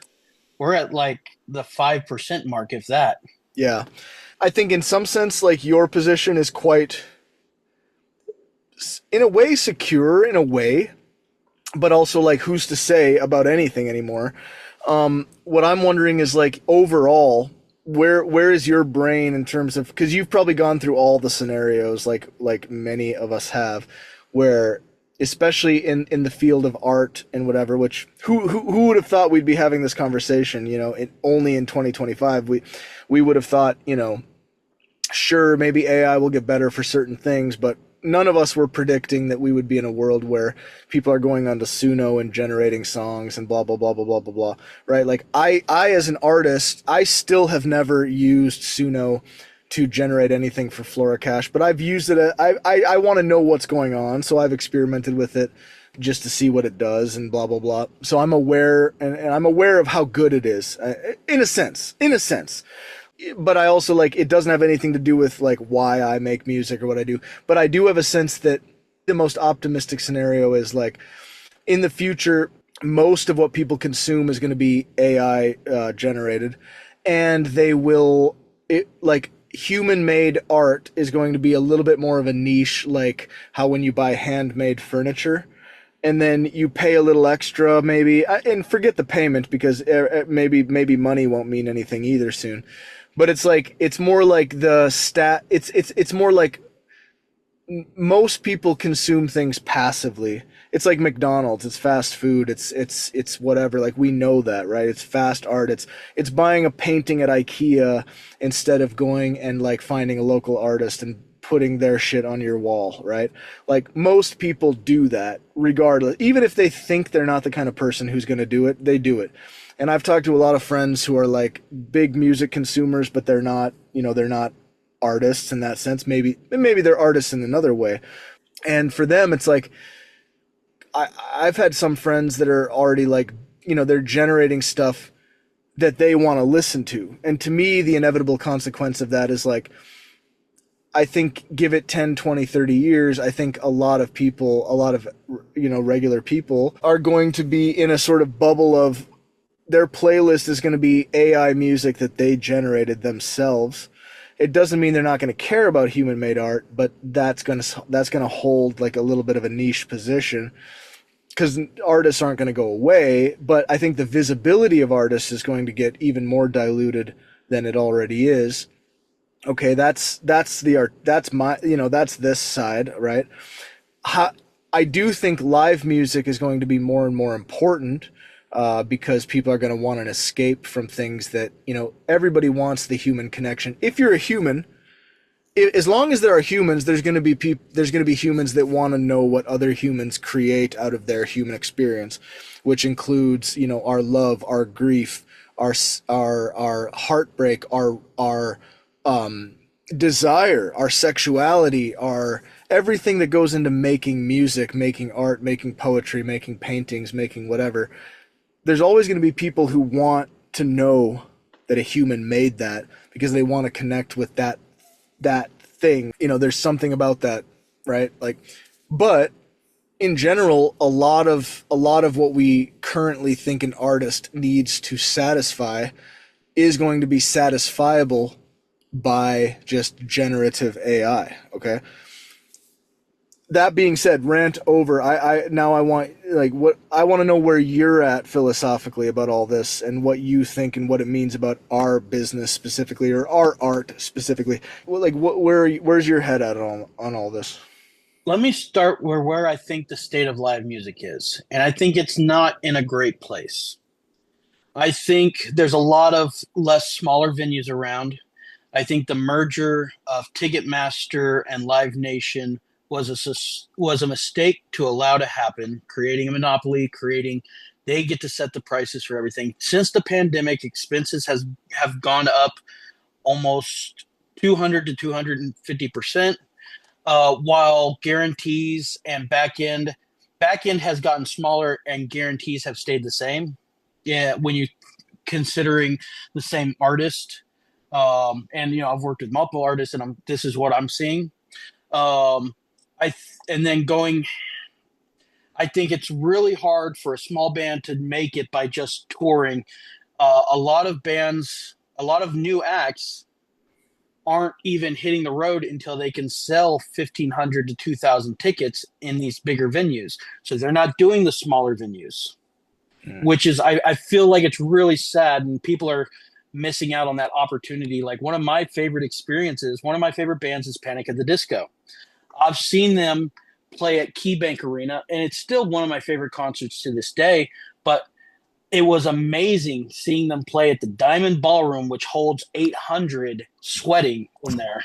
Yeah. And the energy that that small room creates, I feel like that, seeing these bands grind at these clubs, watching Cute is What We Aim For and Paramore play at the Bottleneck in Lawrence, Kansas, that I drove 6 hours to go, 4 hours to go see when I was living in Tulsa.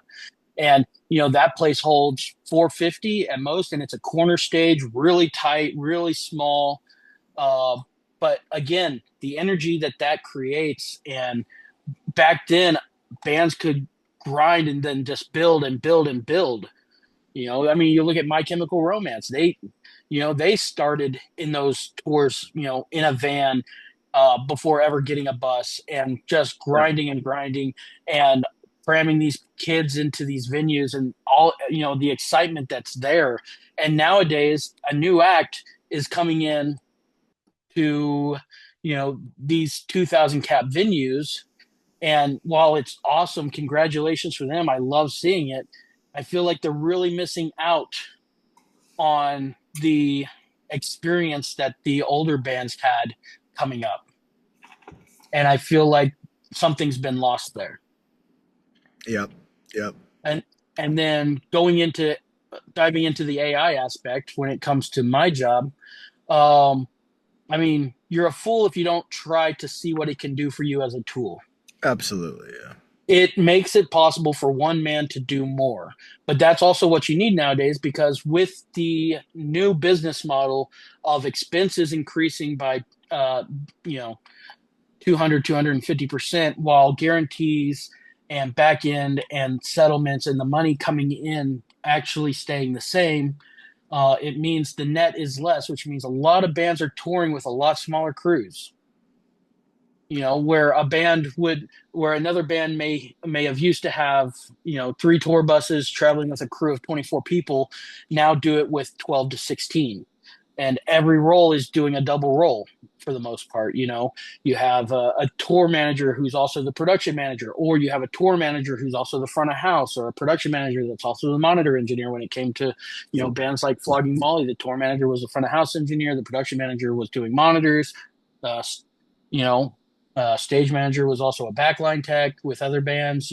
Everyone's doing a dual role because that's what they have to do to secure their position. Like, what makes bringing you out beneficial to us? Well, you don't have to pay another person to do this because I can do both roles, and I'll only charge you, you know 100% of this role and 50% of this role. So you're saving 50%, and you don't have to buy that person a plane ticket, and you don't have to buy, um, another hotel room for across this day. So, people are really scaling back on the number of people, but being more selective on the people they take out.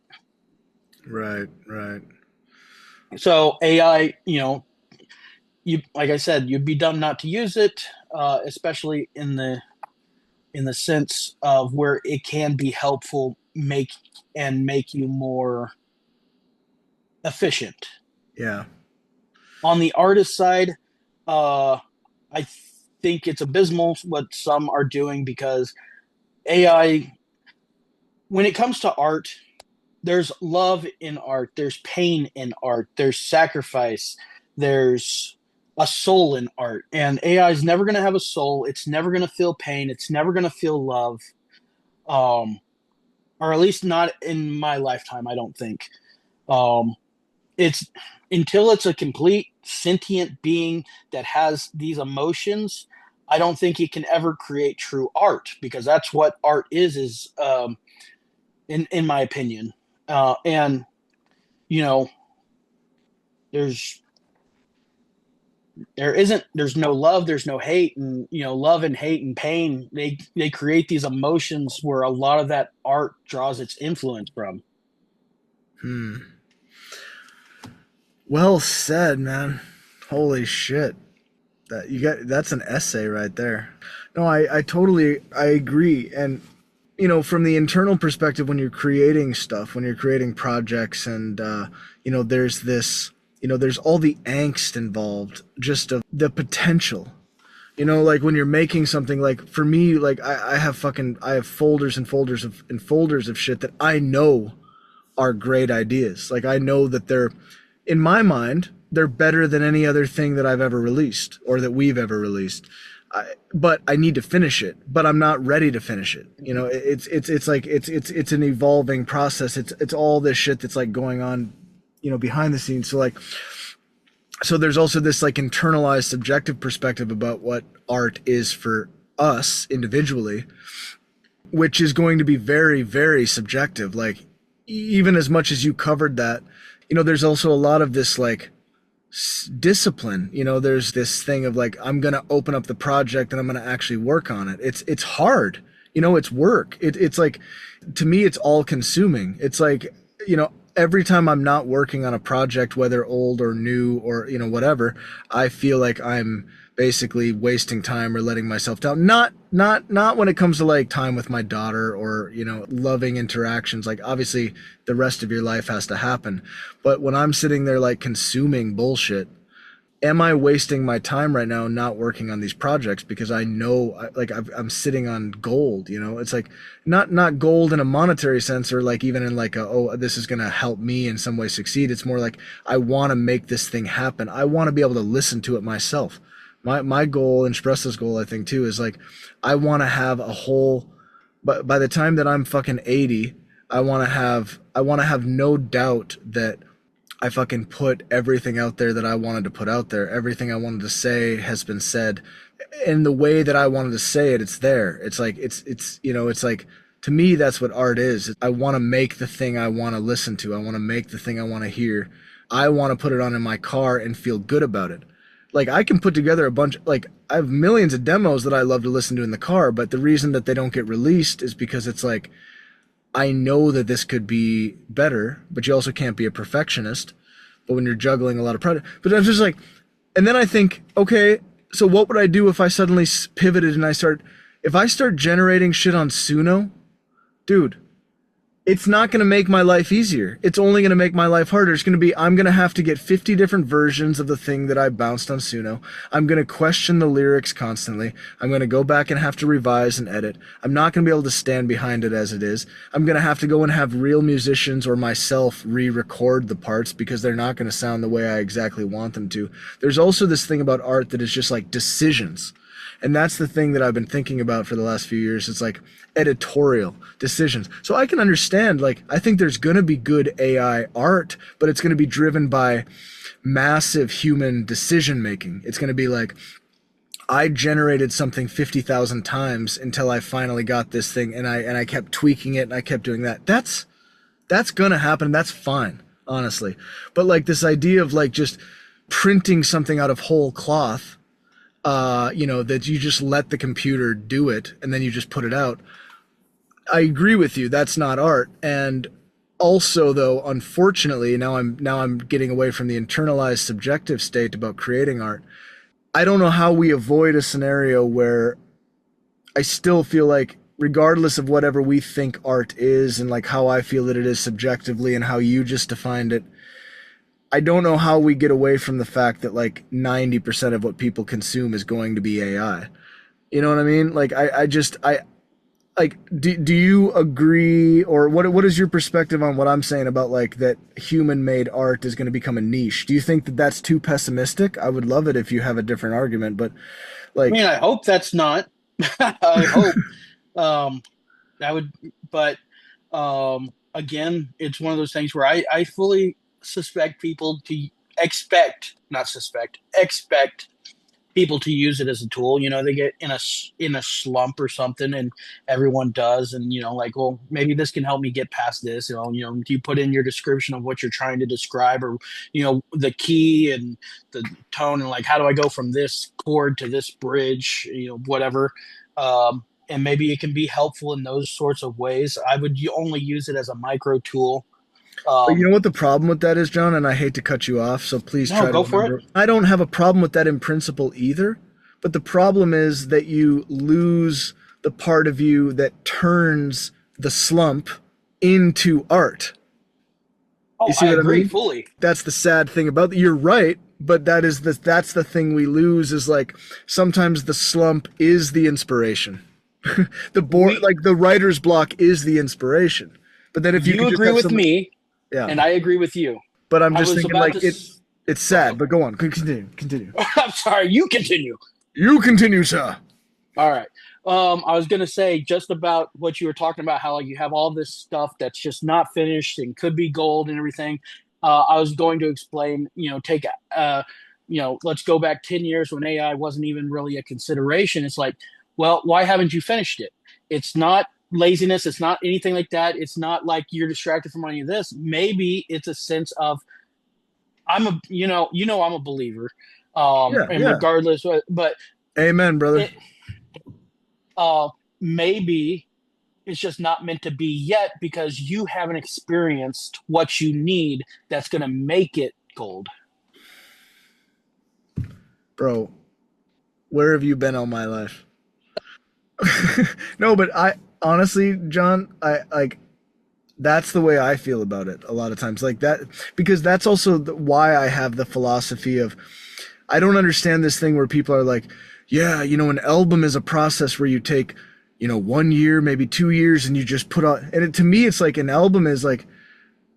album might consist of there's a few songs that we started working on 5 years ago. There's some songs we started working on when we first met. There's some songs we started working on 2 weeks ago. There's some song, it's and like those things all I sort of trust the universe to let that in my own psyche and express the psyche to like let that come into some kind of an alignment where it's like time doesn't matter. It's like it's exactly what you're saying.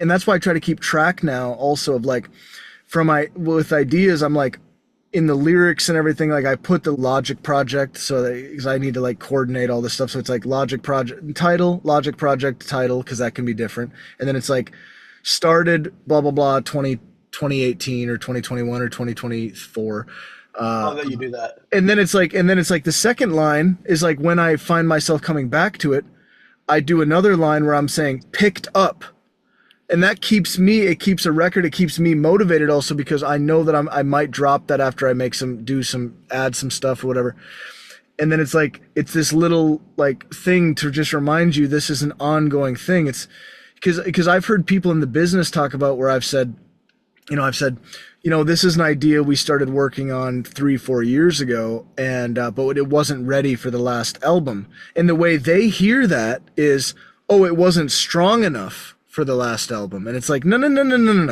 I didn't say that no it might be stronger than anything else we put on the last album but I wasn't ready to finish it we weren't ready like we knew that the lyrics weren't good enough and we just couldn't put it out there and then all of a sudden you go back and you hear the melodies and you hear the whole vibe and you're like oh my god who's this guy playing guitar oh it's me wow he was cool wow me 5 years ago was pretty fucking cool and then it's like oh here's some ideas and it's like oh he's a little naive here that lyric is a little lazy that's whatever and then it's I've been saying this to people lately is like when you do this with projects it's collaborating with yourself across time.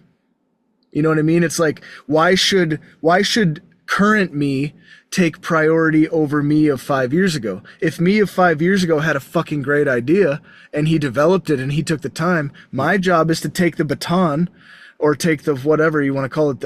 We're in a relay. We're in a relay, and he handed me a baton, and I'm gonna run with it. And to me, that's AI. To me, that's my little Suno is me 5 years ago. My Suno is me 3 months ago. My Suno is me 10 years ago. Sometimes, I mean, I'm like, fuck. Okay, this needs a lot of work now because this was 10 years ago. But fuck, the core was there. I'm not going to disregard that. And I think, that's probably how art is going to have to be in the future. You're just going to have a real fucking passion for like doing it, because chances are it's going to get buried, but that ain't why we're doing it, And if you're lucky enough to have a big mega fucking hit that you can support yourself with, great. But then again, I think everybody's going to have universal basic income soon. And here we go. That's going to be an artistic renaissance, in a sense. So, I mean, if you really follow the chain through, it's like everybody soon is going to be living as if they had basically passive income. Like once AI, so in a weird way, we might get a golden age of creativity once AI takes over. Because in a sense, it's like it's going to take over, but it's also going to enable so much creation that actually maybe it does, maybe we do get a bunch of like Da Vinci's and shit like that. I don't fucking know. All right, you got to cut me off, man, because I'm waxing too far philosophical here. But I'm honestly okay with it because I mean we're speaking in the same yeah, we're on the same sense page here, 100%. It's both exciting and scary at the same time because you don't know what it's going to be used for. Obviously, I mean, think about it. We're going through the same thing people were going through in like the 60s and 70s when they were creating machinery to put together cars. And a lot of people lost their jobs to it. It was more efficient, but then a new job opened up to maintain, manufacture, and create the machines that are taking over these positions. And then overall, that boosted the whole economy so that a bunch of new jobs you never thought of suddenly. Yeah. But what roles are going to be created from this new transition? I think it's going to turn everybody into, like, I think the real role of the future is going to be human decision making. Your ability to make good decisions is kind of the basic reduction of all this. It's like everybody's going to turn into an editor in a sense, which has always been the case. Like every good artist or every good anybody, like anybody that does their job well, like in most cases, like no matter what you're doing, iteration and decision are the thing that actually makes you good and competent. I mean, I'm not saying you have to do that. Like sometimes you can get really fast with that, but that your ability to editorialize, to be able to choose and select what is the best sound. Like you're not worth your salt as a sound guy if you make bad editorial decisions, right? Like it comes down to, even if you had a robot sitting there, like even if you didn't have to touch anything, what it comes down to is your ability to like make a decision that actually makes sense, like that actually is good. Like you can tell the robot to do everything, but you're the one who has to sit there and listen to it. And if you tell the robot something ain't right, it ain't quite right, it's like, well, that's art.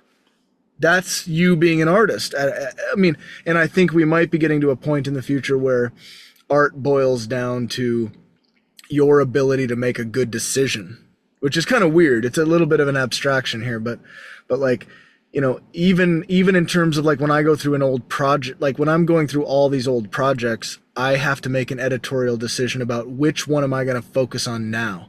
And then once I'm focusing on it, I have to think, what is my priority to actually make this thing happen? What do I actually have to do? Or what do I just feel like I'm driven to do this? I got to put a counter melody. I got to put a synth. I got to put a bass. I got to do whatever. It's all these decisions, and editorial decisions that the AI, like if you outsource that, then what are we even doing? It's like, it just doesn't, you got to eventually just try to make decisions that conform both to your taste and to what actually really primarily to your taste. And then you got to let the chips fall where they may. If it works, it works. If it doesn't, it doesn't. Maybe it'll work eventually. I mean, but your taste is actually the primary, right? Like if you're making something you don't want to hear, then what the fuck? Yeah. But you know how many people already do that with, take take AI and all this aside, you know how many people already do that because they're chasing the hit? Yeah. This isn't what, this doesn't excite them. This isn't the best thing in their head, this isn't the best thing they've ever made as far as their likes go, but they're chasing the hit. They're following, all right, well, it needs to be in this key because these are popular and this and that and this and that. What, Yes. this hits these check marks of what's popular now. And then they throw it out there and it just stays static. And, and they're like, why the hell isn't this a hit yet? Because they're just chasing the hit instead of putting out the art that means something to them. Exactly. Well, no, I agree. I agree. Well said. And furthermore, uh, that is also why I think there's a parallel between what you just said and something I've been saying, which is like, for somebody like us, a lot of what AI is going to do is just going to, it's just, and by the way, I love Max Martin and I love the whole, like, I think he's a genius. I really do. I mean, he is undeniably a genius. I think anybody who thinks Max Martin is not a genius, by whatever they mean by that, but in the music world, I mean, they're just fucking delusional. Like he is a genius, and he's put together a great team of people that, like, do you know Max Martin, right? I'm familiar. Okay, Max Martin is the guy that's basically behind like Britney Spears, Backstreet Boys, NSYNC, like Kelly Clarkson.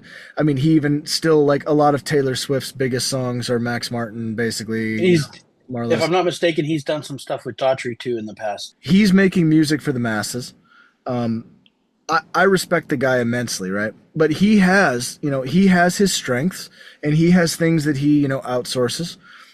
I think his workflow now probably is something like, hey, I've got this thing.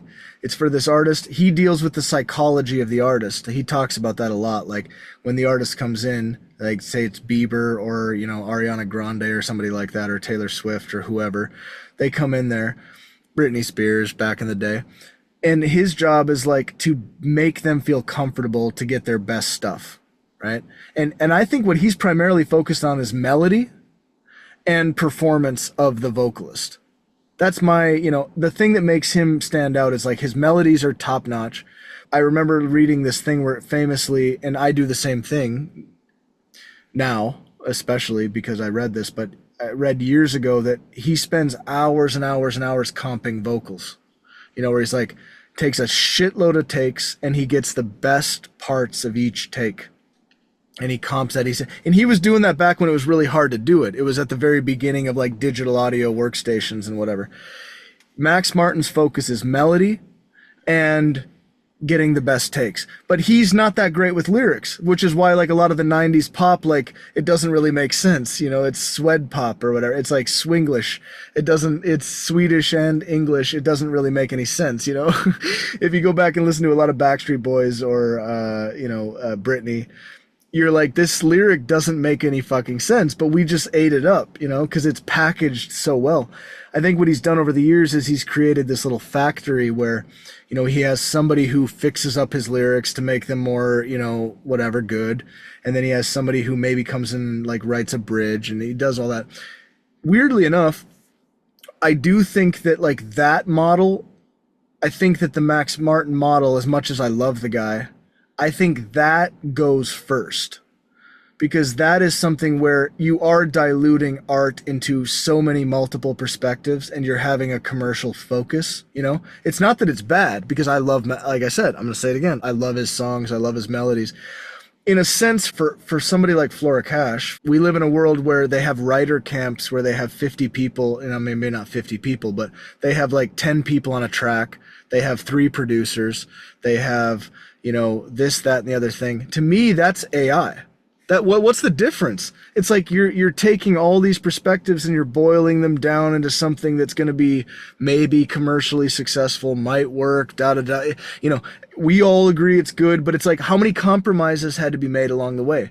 Like, even if I'm in a room with 3 or 4 people, I'm not gonna fully say everything I want to say. I'm not gonna be totally honest. I'm not capable of being totally honest in my I've writing. been in a room with you in front of even labels, radio people, Spotify people, and I totally get and understand all of that.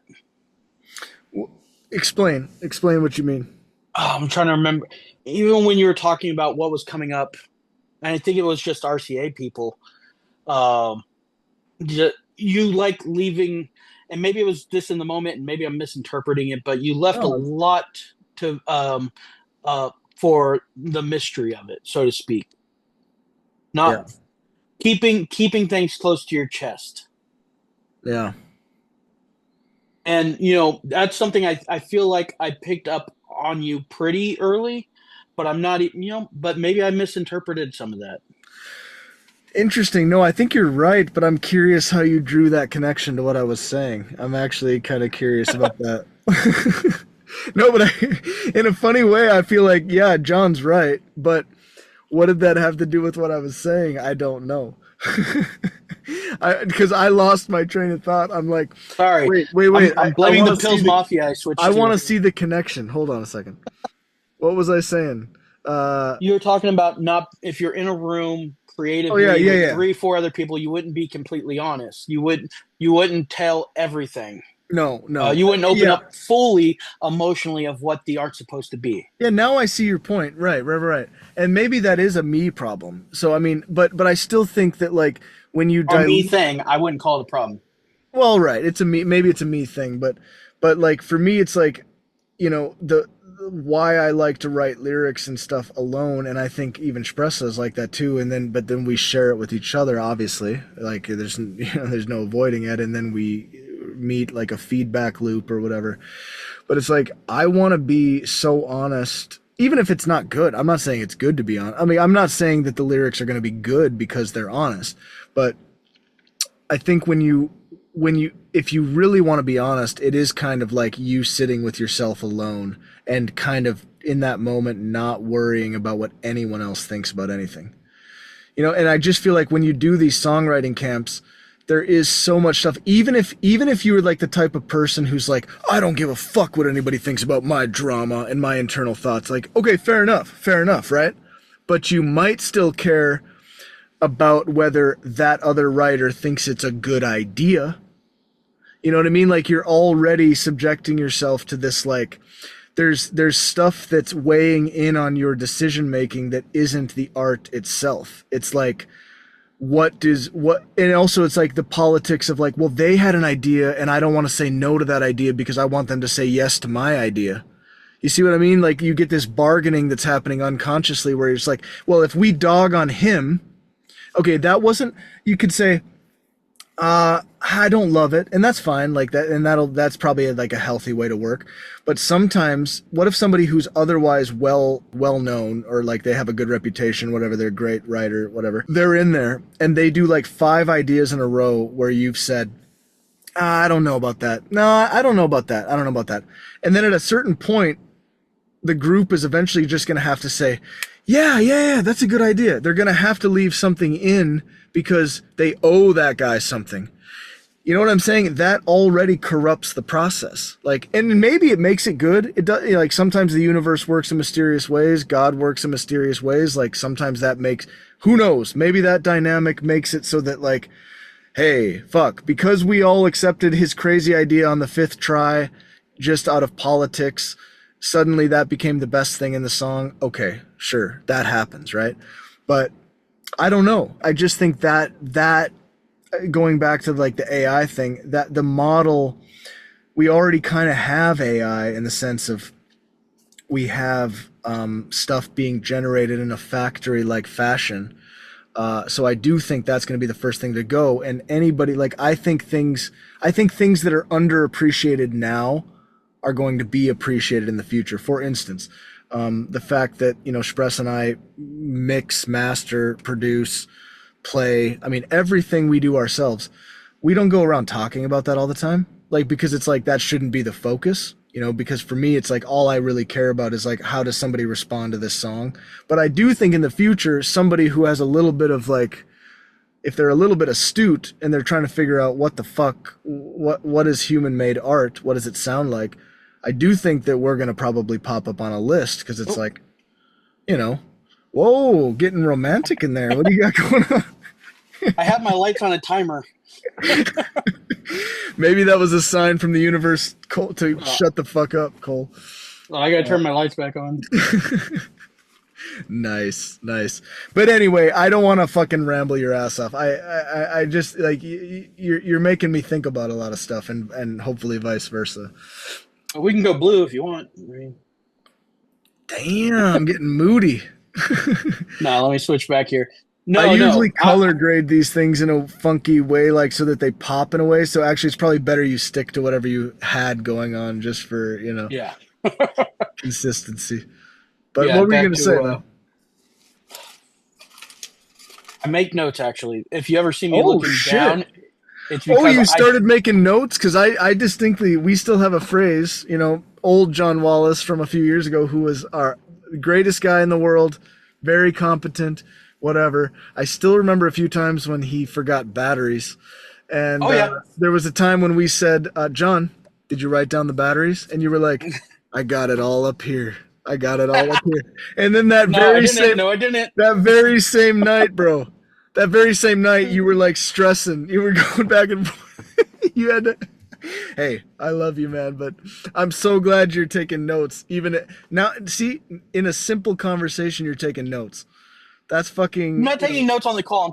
I'm taking notes on my thought process of where to Oh, pick yeah, my no, of couplet course, here. of course. That's what I mean. Yeah, yeah. I think that's fucking awesome. Like, let's go through your notes. I'm excited.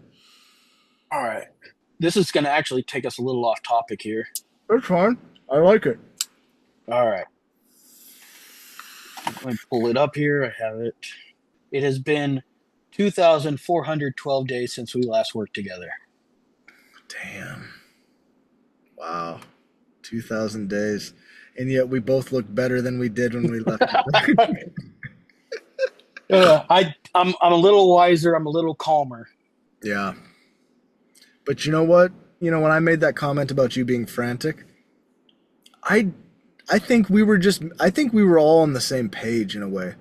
We actually didn't mind that, I didn't, it wasn't actually, that wasn't a bad thing to us. It was kind of like, in a way, it was kind of relieving. Like, I think the guy that we had before you, Ryan, and I won't say his last name, so I think that's okay.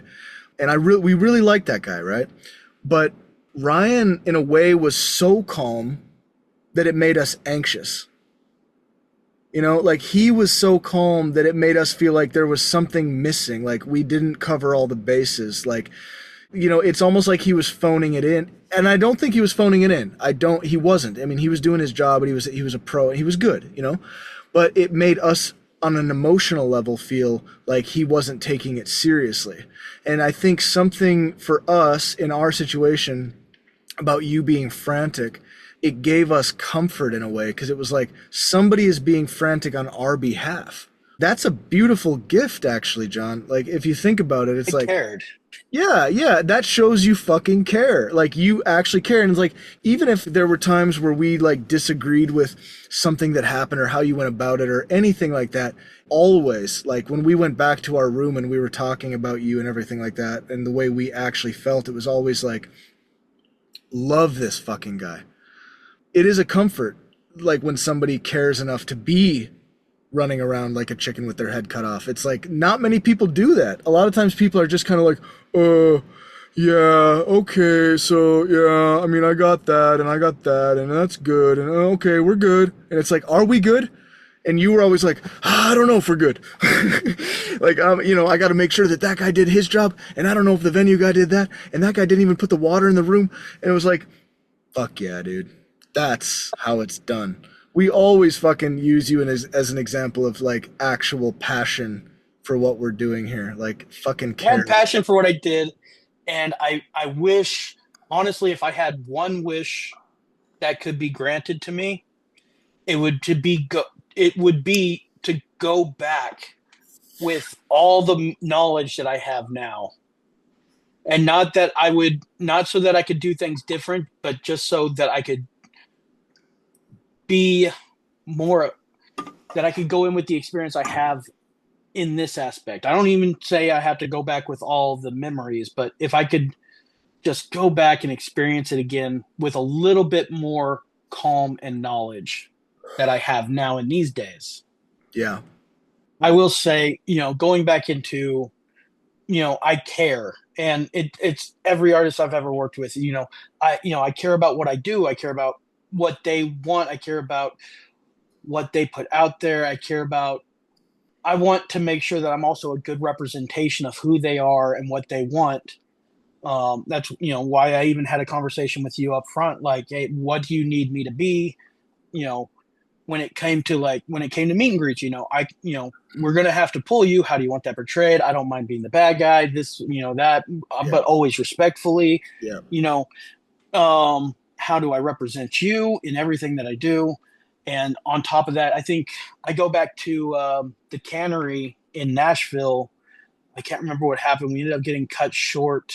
I think in sound check time, or no, we got to our sound check. There was no one. There was absolutely no one yeah, there. yes. Zero. No assistance. No house guy. I That ended up was having when to we go first through. saw. That was when we first saw Bulldog John. I That's where think. I got the nickname. Yeah. Yeah. And I go up to the PM that day at the venue, and I'm like, hey, these guys are coming in as support now, but they're coming back as a headliner later. You know, and our memories are long, and we'll remember how we were treated today. Yes. And what I remember specifically about that, and what Espresso remembers as well, I think, is rolling up to that and seeing that nothing was prepared, and you being like, just fucking like, I need an XLR.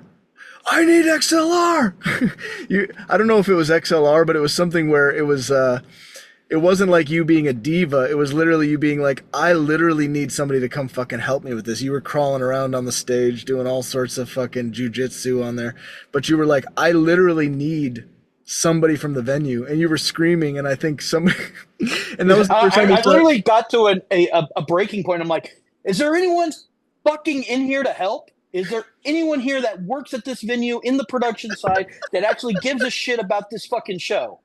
Like, and I'm literally just yelling in the middle of the venue like a fucking maniac. No, but Yeah, no, but that was amazing because both Spress and I, we kind of looked at each other and we did this. We were like, yeah, it was like we looked at each other and we were like, fuck yeah. As much, yeah, this is what should be said right now because this is ridiculous. And like, where is the guy? What is he taking a lunch break? What's going on? Why isn't this done? This was basic preparation. It doesn't matter what your role is, how long you have to play. You want it to be as good as it can possibly be, and you expect the basic treatment, right? At least the basic treatment, and that one was a little bit of a weird one. They didn't set up anything, and then I just yeah, remember the guy eventually coming out and being like, "Hey, whoa, whoa, whoa." yeah. Like, why are you yelling or something? He said something like that, like in whatever, and then I just remember you being like you calmed down and you were like, I have been, you did this thing like, I've been running and I've been trying to talk to this guy and this guy. And then I think all of a sudden everything like, they Yeah, got their shit together. As I yeah. remember it, they got their shit together, right? And it was just one of those things where I already had the checklist in my head. I'm like, all right, I've been going around doing this, this, this, and this. This is what I need. I need 2 tall boom stands. I need 8 XLRs. I need to get this Cat 5 cable from this point to that point, and I need it up in the ceiling with the other Cat 5 run. You know, Oh, and that's a lot, actually. That is a lot. we have 15 minutes until doors, and I still want to get them like one little small piece of a sound check if possible. Yes. He's like, all But right, let's never a sound check without, what is the song? Eve Or 6, what was it? Eve 6 Inside Out. Yeah. I still remember every fucking sound check. It Every was also fucking my karaoke song. It sure was. It was not the only karaoke song you had. No, no, no. I also do Killer's Bright Side. I remember thinking, like, man, in New York, I was like, dude, if John was not such a loyal husband, if John was not such a loyal husband and unwilling to do anything, you never betrayed Janine in any way. I can honestly say that. But I'm telling you, man, if you were gonna, it would have been in New York after karaoke, because you had some bad bitches on you after that one. Oh man, I still remember that, dude. Like it was a you fun night. you made an impression, and I think that was when I think we got a photo of you probably on the lost iPhone, of Oh you like man. jumping in the air and doing like the like skipping your feet ankles together or whatever. By I remember by like a street what do you call it, like a Yeah. street light. Good times, man. But you killed the karaoke game. You were always like down for that, willing and able. I don't remember her name, but I remember one of them was a nurse. Yeah, yeah, you remember that because that was like Rockstar John that night, dude. That was your fucking night, honestly. I do remember Spressa did a great I Will Always Love And You. she also ended up doing "Shallows," that Lady Gaga cover. Oh And yeah. no, that was Nashville at the that was Nashville. Nashville, she did a cover of "Shallows" with Lady Gaga, and I ended up going up there with her. I can't do karaoke. I Do you know remember you went up there and you're like, I can't follow this. You walked away and I'm like, all right, I got this. there was that one. I think you're I don't know this song at all. I dude, like I can't do karaoke. Like I actually think like my brain I go full like autistic, and it's like when maybe if I practiced the song ahead of time and I didn't look at the screen. But like if I look at the screen, like I can't get the beat. Like I can't figure out when to start. It's so fucking scary for me. And In and my something opinion, you should only do karaoke with songs that you know. well, yeah, but I don't think that even works for me. Like like like don't look at the screen. Like I don't look at the screen. I perform. Like, which is so crazy because, even when I was playing bass and trumpet a long time ago on stage, I would get the worst stage fright. I hated like being on stage. But when I go up on karaoke, I don't feel any of that. Bro, we are opposites. We basically like complete one whole person when it comes to karaoke. This is what it should be. Like you plus me equals like, that is like that's a Chad right there. But in dude, for me it's like totally the opposite. Like stage where like it's my shit or it's something that we've at least rehearsed. That I go into like a certain part of my brain activates and it's like I'm in that mode and it's like this is why I have sympathy for people that people are like, oh, he's a diva or like this person is like a fucking asshole. It's like I've been at so many house parties where I've ended up it's become a scene because somebody tries to convince us to like, oh, I got a guitar, play Soulmate or whatever the fuck it is, and it's like playing for six people or five people that know you or like that are in some way connect. To me, that is like way. That's so much scarier than being on a stage in front of a lot of people. It's like to me that is fucking scary, and I get like that part of my brain that activates on stage does not activate in those situations. It's like I get that. I'm introverted. I don't want to be the center of attention. I don't want to make a big scene. I don't want to fuck up either. Like I don't want to disappoint people. I don't want to. I didn't prepare. I wasn't ready for this. I feel like I'm a little drunk. All that shit, like it's there, and that's why I think like I don't know what that is, but there's something that eventually, if you put yourself in the situation, maybe like somebody like me who is this way, if I put myself like I did years ago on a stage, I will find that part of me that can do that. But it's not the same. It's not like once I get off that stage, it's gone. It's like I'm not that guy right now. I'm not that guy anymore. I don't even know. And maybe sometimes people fuck up because, or not, maybe not fuck up, but like maybe the people that are like the mega stars are the people that are always in stage mode, like that actually can walk through the world being in the same headspace as they are on a stage. Maybe there's something to that. I don't know. What do you think about that? I think everyone's different.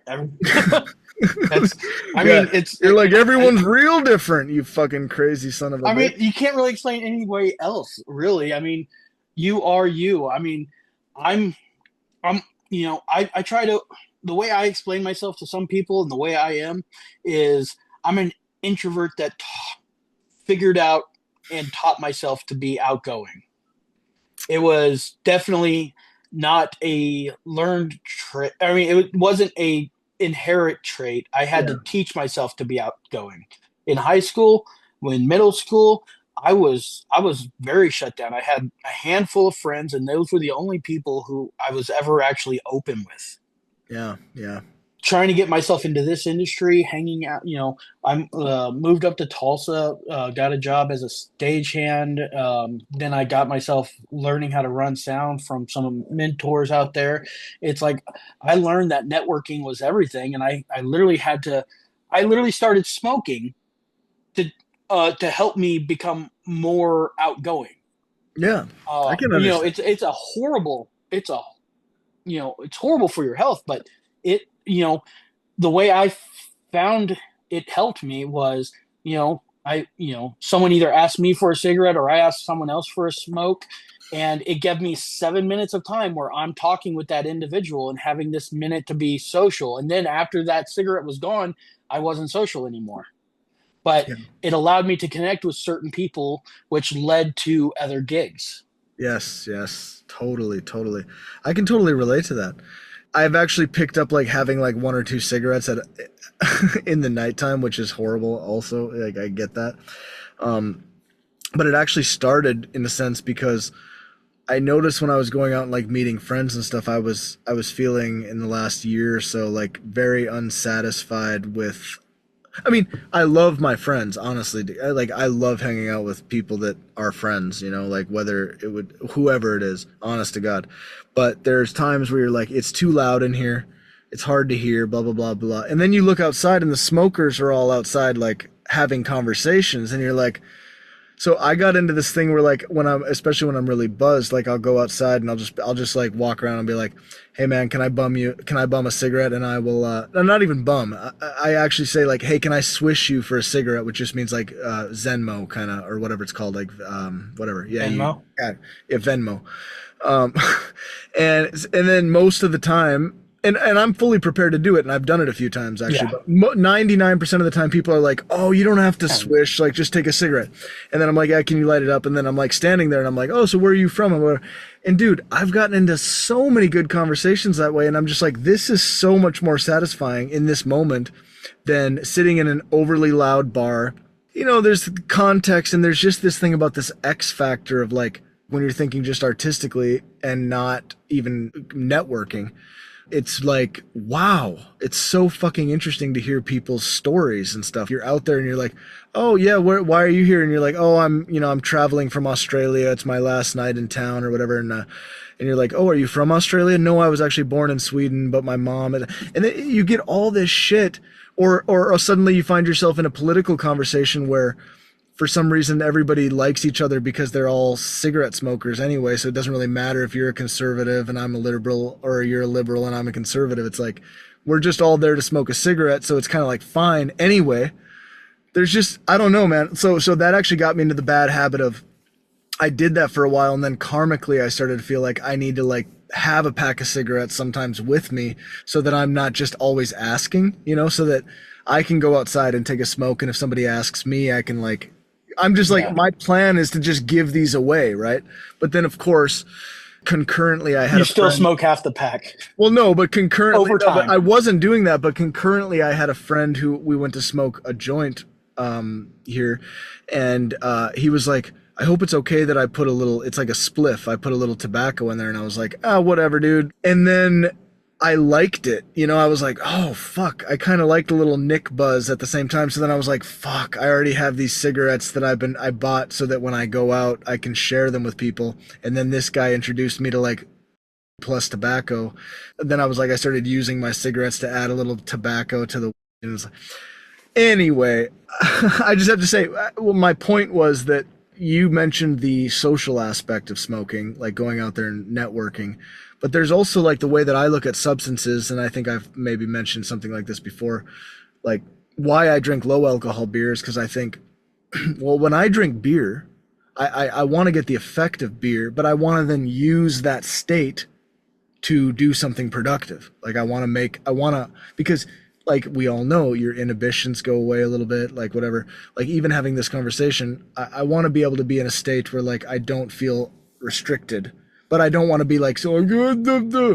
I'm Yeah, just here to get fucked up, right? But I believe that there is a healthy that's. balanced place for using substances as a way to access states that you then transmute into something productive. That's yeah, end of rant. I'm going to just cut in real quick. It's my turn to pee, so I'll be right I'm back. also gonna pee, man. All right, be right back. All right. Hold me now. I'm 6 feet from the edge, and I'm thinking maybe 6 feet ain't so far down. Girl, I said, hold me now. Well, I'm 6 feet from the edge, and I'm thinking.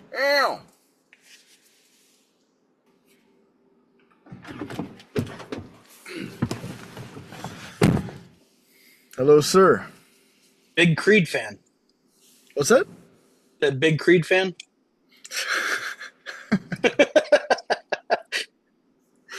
I mean, no, but actually, not. You know. Yeah, that's. I feel like that's almost everyone. I think you're right. I think you're right. I actually, I, you go ahead. well, I was gonna say I did a tour with them earlier this year, and it was 3 times in the back hall. I've only spoken to Scott Stapp 4 times. 3 of those times, he did not remember me and would ask me to like fix the air conditioning or hey, there's something missing in his room. And I'm like, okay. And I'd just be like, I don't work at the venue, but I'm happy to get the right person for you. See, and that's what makes you a fucking pro, dude, is because you just roll with that. Whereas a lot of people would be like, oh, that's not my job. And then they just, go and do whatever.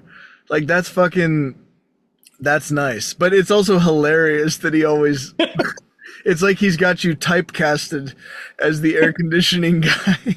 I mean, I'm bald, I'm bearded, and I'm always wearing black, at least when I'm on the road. It's like, so I just look like a venue guy. That's ridiculous, man. But yeah, that's life. I remember I was so disappointed when COVID hit, man, because I remember getting the call towards the end of 2019. I think it was like right around Thanksgiving time. Our First first from big Bay, headline, yeah. yeah, first from Basin. It was like, hey, you want to come home? I'm like, yeah, I've been waiting for the call, man. Definitely 100%. And then talking to you and talking to Spressa and just feeling like I was, welcome back with open arms. I Yeah. know there was miscommunications when I left, but Yeah. on both Yeah. sides. Yeah. Yeah. Yeah. Um, but it's like it felt so good to potentially come back. So I remember being so excited, and then literally, I think it was like the day I was supposed to fly, everything getting pulled out from under us. It really like put me into a bad headspace going into COVID. Oh yeah, dude, totally. You were one of the few reasons that we were excited to do that. We were a little bit, I'm going to be honest with you now, like from our perspective, we were how do I explain this? Uh we were exhausted at that point. And of course, like, careful what you wish for, but we kind of needed a break. Yeah, But now the break is, I mean, in some sense the break is ongoing, so that's kind of an interesting thing about the universe, right? Like, careful what you wish for, but at the same time, like, very needed. Like, there's so much stuff. Like, I remember being on the road and feeling like, man, there's so much shit that I'm not writing right now. Like, I need to be sitting writing. I need like a week to process this, but then you're like on to the next thing, on to the next thing. And it's like we're playing old songs, but I got a lot of new shit in me. Like, this is all generating like tons and tons of inspiration, and you just need some time to process. And a lot of times when we would get off tour, I would just feel like I don't want to do anything music related at all. So then I play video games, which I don't normally do that much, but I'd take like a week to play video games. And then a lot of times it was like, and now we're back on the road. And I think when COVID hit, in some sense, for us, it almost felt like the way I described the feeling for me anyway. And I hate to say this honestly, because nobody knew how serious all this was going to be. It was at first it was like 2 weeks to stop the curve, to to level the curve or whatever. And in that first, like when it was like this tour is probably not going to happen and stuff like that, honestly, I had like 2 weeks of feeling like I got the day off from school. Yeah, I get That's that. the way I felt. I was like, oh my god, I didn't have to say I need a break. I just get a break. And then all of a sudden, like all this music started coming out, like all these ideas and all this shit, and I was just like, this is so nice. But that had no, I didn't know that this was gonna last fucking 2 years. I didn't know this was even gonna. I thought it was just gonna be the tour was delayed by a bit or blah blah blah blah blah. Yeah, I So remember making all the phone calls with Connor in there. Man, like, hey, is this tour even going to happen? I'm like, until it's not, it is. So just yeah, keep yeah, rolling. yeah, And then he yeah. was like, then they were calling me afterwards. Like, are they going to reschedule? I'm like, well, my current talks is as soon as we get the go ahead, we're going to start the rebooking process. Uh, But the thing so was there was a reschedule, and that blew by because it was also like that. It almost got basically the world went insane. I was going to say the original plan was to pick up at like the 2 to 3 week mark where the bookings were, and then to work in the reschedules of all the first 2 weeks shows. Oh, right, right, right, right, right. Yeah, yeah, yeah. But then that was like it was even worse by then, Yeah, obviously. Yeah, yeah, yeah. I think that's why I'm remembering it that way. Uh, yeah, no, it was crazy. I mean, what a crazy fucking time. Like, I know you mentioned something about like during COVID, like being at home for so long, but actually, how was that dynamic? Like not without getting too personal, of course, to whatever extent you're comfortable saying, but you're good. was because a lot of people felt like us included. If one was privileged and lucky enough to feel this way, a lot of people felt now you're forced to confront life in a different way. Like these are the people that I'm actually around. This is the real situation. Like you were at home obviously longer than you normally would have been. How like was it a growing experience for you? Was it stressful for you guys in that sense? Like obviously there's the anxiety of like work and stuff, but aside from that, I'm just saying on a relationship perspective, like with the family, even just being in the same town. How was it for you for the first part of the COVID era? For the first 6 months, it was really dark for me. I was in a very rough headspace. I gained weight. I wasn't doing anything. I was immobile. I was just kind of like going through this cycle of not knowing what was going on, and then me and my wife's relationship since we've gotten together has been like me being gone and then me coming home, and then Yeah. we make the most out of the time we have. But then when I'm there all the time, but I'm also depressed and just not doing anything, not motivated. She saw me as there, but also not fully there, so to speak, Right. mentally. It wasn't easy. Because you really didn't know what was going to shake out, right? Like it could have been like No. that for years. So on some level, did you ever reach a point where you were like, well, this is how we would be with each other. This is how the situation would be if I was here all the time. And then did you guys come to make peace with any part of that, or was it sort of like? And by the way, there's no right answer to this, but because every relationship is different, so I think it's interesting. Or I've been was it home for a just? month. My wife's already asking me when I'm leaving for my next tour. No, no, no. I understand, but I'm saying in the sense of, I'm saying in the sense of like COVID times, was there a period of a transition on some level between that shutting down period and like things picking up again, even if slowly, where you kind of made peace, both of you on some level with the situation? Or was it sort of like, man, now that there's a fucking job here, I'm out, and like, thank God, because otherwise I yeah. would say getting anything out of the pandemic, let me put it that way, is I feel like one of the benefits I did get out of the pandemic was a little bit of growth in my faith. Okay. I had opportunities arise. It kept me afloat. I spent a lot of time in prayer after that 6 month period where I was literally probably the worst person I've ever been in my life. Interesting. But coming out of that, I felt like I did have, not that I was ever disconnected from my beliefs, but I felt like I definitely had a stronger conviction and a stronger connection than I've ever had before. I had an opportunity arise at a church. I've It's been a long time since I've ever found a church that I actually agree with. And there's a lot of politics in church, and that's where I usually fall off. I have my beliefs.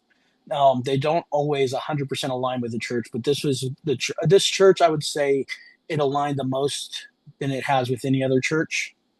Um, it allowed me to really focus on what I do believe Mm, and spend time learning and growing within that. interesting. Um, but that wasn't the answer to my question. No, no, no, no. It Do you definitely want to wasn't. take? Do you Sorry. want to take a? I No, took no, it. no. Don't be sorry because it answers a lot more than my question. But and I'm glad you said it. But I'm still wondering also on top of all that, which I think was a great statement, and I'm actually very curious about this reinvigoration of faith, which yeah, very interesting. But the thing with the wife, again, you don't have to get into details, but I just mean in the abstract, like in just a general sense. I'm curious about the human dynamics of this type of relationship because you've always been very transparent about, as you just said, how the relationship is fundamentally built on this like coming and going, which I think is actually very interesting. I think that could be a very healthy model. Totally. I think it is a healthy model, but I'm curious, like what happens when that model is, tested in that way, where you're forced into the position of closeness for a longer period of time. How did you guys make peace with it before you got back on the road? Like, what was the equilibrium that you established? If the dynamic was built on coming and going in the way that in the way that you described. I wouldn't say that an equilibrium was ever really found. I found a way to keep busy, and everything. And I also was fortunate enough to where I was able to pick up a tour with Flogging Molly. Uh, Oh I think it yeah. was around August of 2021. Um, and obviously, once I was back on the road, I felt like that's where I belonged again. And I was away from home, and I came back, and it felt great to be back in my wife's arms. Um, during the entire pandemic state, I would say it was definitely a test. It tested our relationship. We stuck through. You know, but I married a very independent woman, um, and that I'm not saying anything about that. And as far as that's No, not no, a of negative course. context. Yeah, yeah. It's not I good don't. or it's not good or bad. It is what it is, Yeah, right? yeah, and and then I'm also a very emotional person who I draw a lot from my partner when it comes to my emotions. And it's always nice when I'm on the road, I'm by myself. I still talk to my wife almost daily. But at the same point, when I do come home, I'm an emotional, needy person, but it, my wife's not. So, those short bursts, I refill. We both kind of connect. But then at the same point, it's good for me to get back on the road doing what I love doing, and my wife to do her thing, and she has her routine. I really like this. I mean, I like it in the sense that I think the model that you guys have is Yeah, actually quite unusual for most people. And I think that like that's actually something really interesting to explore because I in a way there's something quite natural about it, which if you go back to like evolutionary psychology about like how things probably were in like tribal times and whatever, it probably was a lot of this like the men would go out and like do the da da da da, and the women would be in blah blah blah. I think a lot of people would probably be like, well, I don't want to be in that. I don't want to be in that situation. I want my man to be around all the time. And the guy would be like, well, I don't trust my woman to be like, there's also this thing about like trust and these dynamics of like when you're away, like the possibility of infidelity and all this kind of stuff. Like, I think there's a lot of reasons where people justify to themselves that they think, oh, I don't agree with this model, but it's not really that they don't agree or understand the model. It's just that they're afraid. They have too much fear around the model. But the model of your relationship is interesting. Like Express and I have operated on a sort of opposite model, and yeah, not out of jealousy, and well, I mean, I can't speak for her, but for me, it's not out of jealousy, but like Oh, it's she'd go to jail. She'd kill someone. She'd kill you.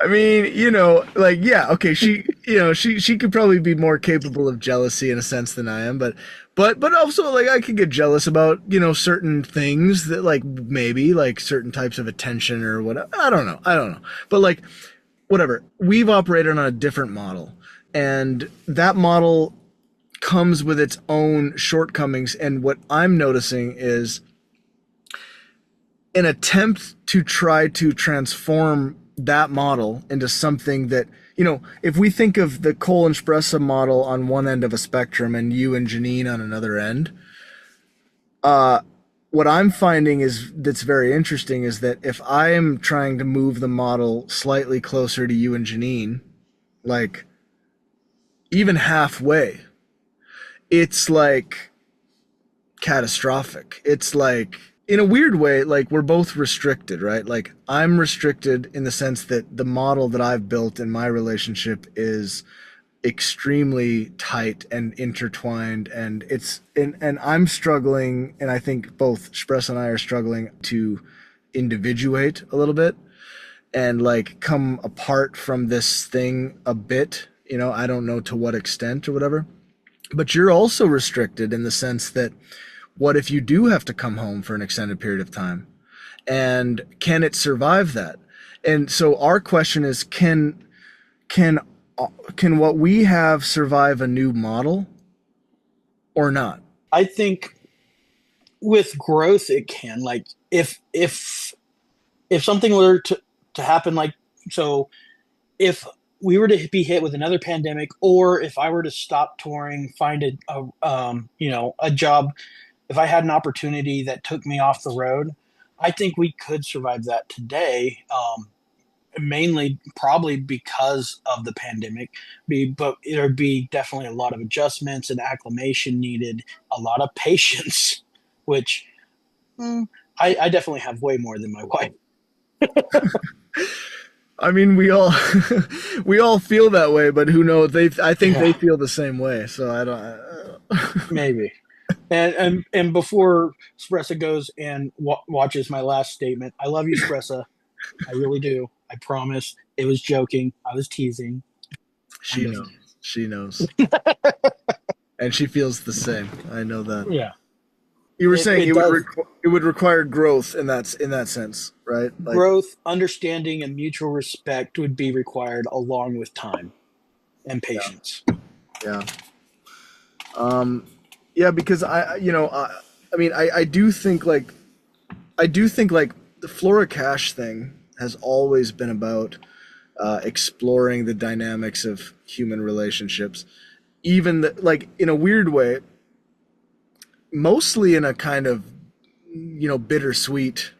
There's a lot of darkness there, right? Like, and in some sense, I do feel like we're going to have to we're gonna have to like rethink things, like it's like when you've been with somebody for 13 years every single day pretty much, and it's basically like 30 or 40 years. So we're basically like, if you imagine us having been married for like 30 years, imagine like what a couple that's been together for 30 years, like, and when I say that, I mean like if you assume like just a normal couple, not even you guys, but like a normal couple that some like people go to work for 8 hours a day.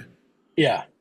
We're like, if you take out the 8 hours a day, and then we have a few things here and there, it adds up to like 20 or 30 years based on the normal relationship. And I just like my brain over the years, and maybe this is also how I think, it goes to patterns. It's not, I don't really, I don't sweat small stuff. I don't sweat like a fight here and there. Like I don't sweat disagreements. I don't, like I think tension is good. Like that's why we are what we are and why we do what we do. It's like we do have a lot of tension. We've always had a lot of tension. But it's the cycles. It's the patterns that get to me. It's like that's where I'm starting to feel like, hey, I'm 35. I'm not getting any younger. You're not getting any younger. We need to figure out who we are right now. When I met Express, I was 22 years old. We need to figure out who we are outside of this dynamic. We need to pull the thread a little bit because I don't want to be totally swallowed up the rest of my life in one stream. Like the stream is becoming slightly suffocating to me, you know? Overall, I'm not built for it. I think I have there's like a, things pile up. Like I can get over things, but it's like the unconscious like material continues to pile, and eventually it's like you kind of know when it's time. It's like this needs to change, or we're going to stagnate. And I just don't see either one of us being 55 or 60 years old and just being like, well, that was a fun stagnating 20, 30, 40 years. Like, I feel like I can predict the next 5 or 10 years if things don't change pretty drastically. And I kind of don't want to be able to predict the next 5 or 10 years. I You know feel what I mean? like every relationship requires an evolution. Time, just like time periods have their eras, and certain eras end and the next one begins. Right. That's interesting. That's a good. And I feel like it's almost required these changes to happen. Or like you said, it goes stale, it suffocates, and when something suffocates, it dies. And um, you know, if it suffocates too much, one side or both sides can start feeling resentment and shit.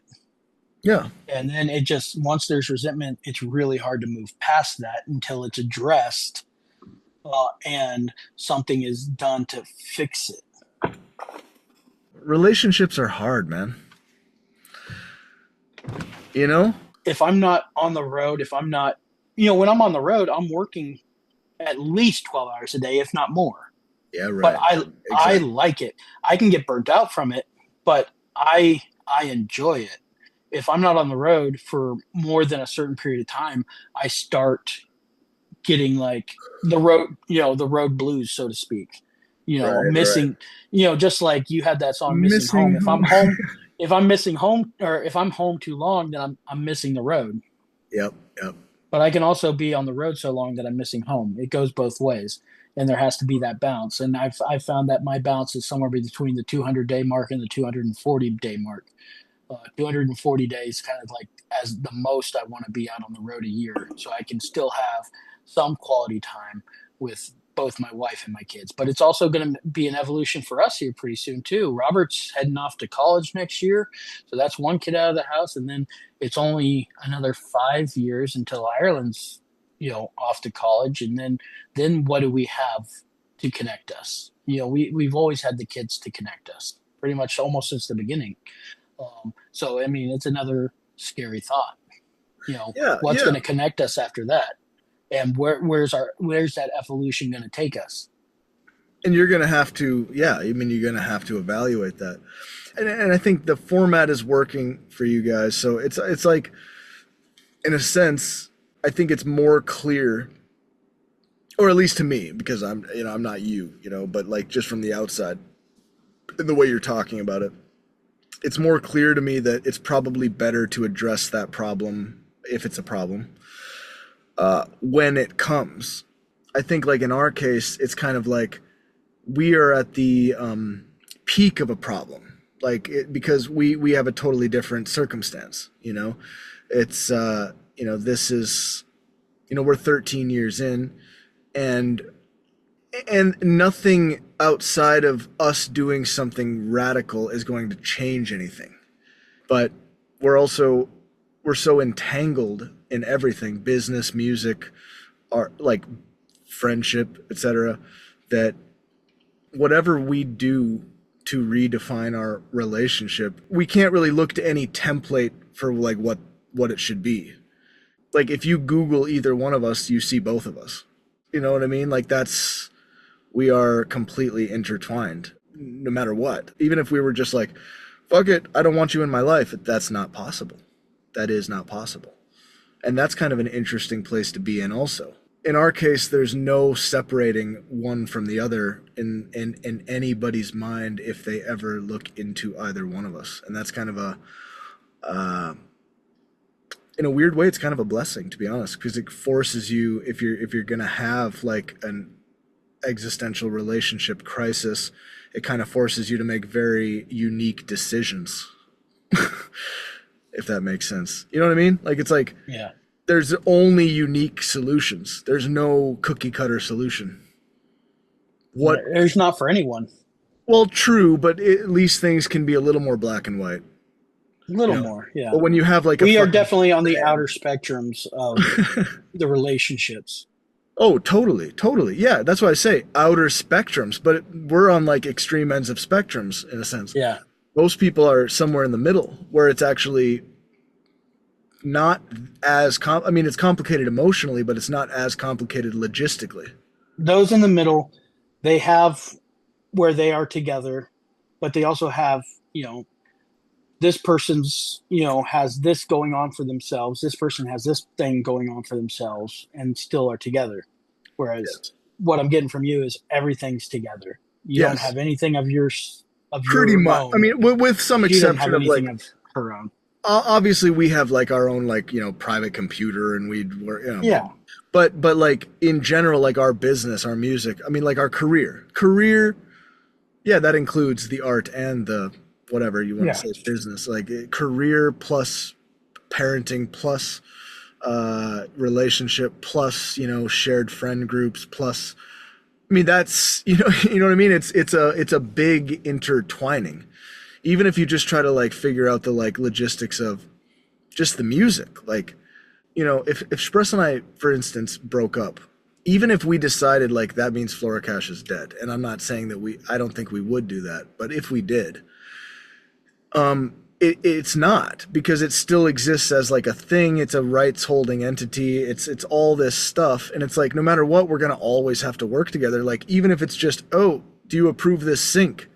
It's going to be like we're both going to have to approve it. It's there's no, and of course it's the same thing with when you're a parent, but just it's just another category.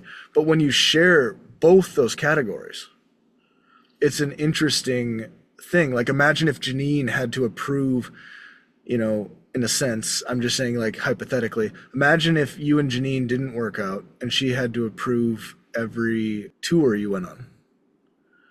In a sense, that is how it is with Flora Cash. It's like our baby, Flora Cash, the baby. It requires both parents, even no matter what. Even if the parents Yeah. try to walk away, they can't. It's like there is no walking away. It is a thing. It's unless you want to give one person sole custody, but you would never do that. Uh, but it's interesting. All right, is there anything we want to address that's not so fucking personal and subtextual? Is there anything else you want to say before the night ends? Oh, man. I've hit the bottom of my notes at the moment. So, Okay, all right. Well, John, maybe this is a good spot to end it. It's about 2:05 a.m. here in Sweden. I look forward to seeing you in about a month.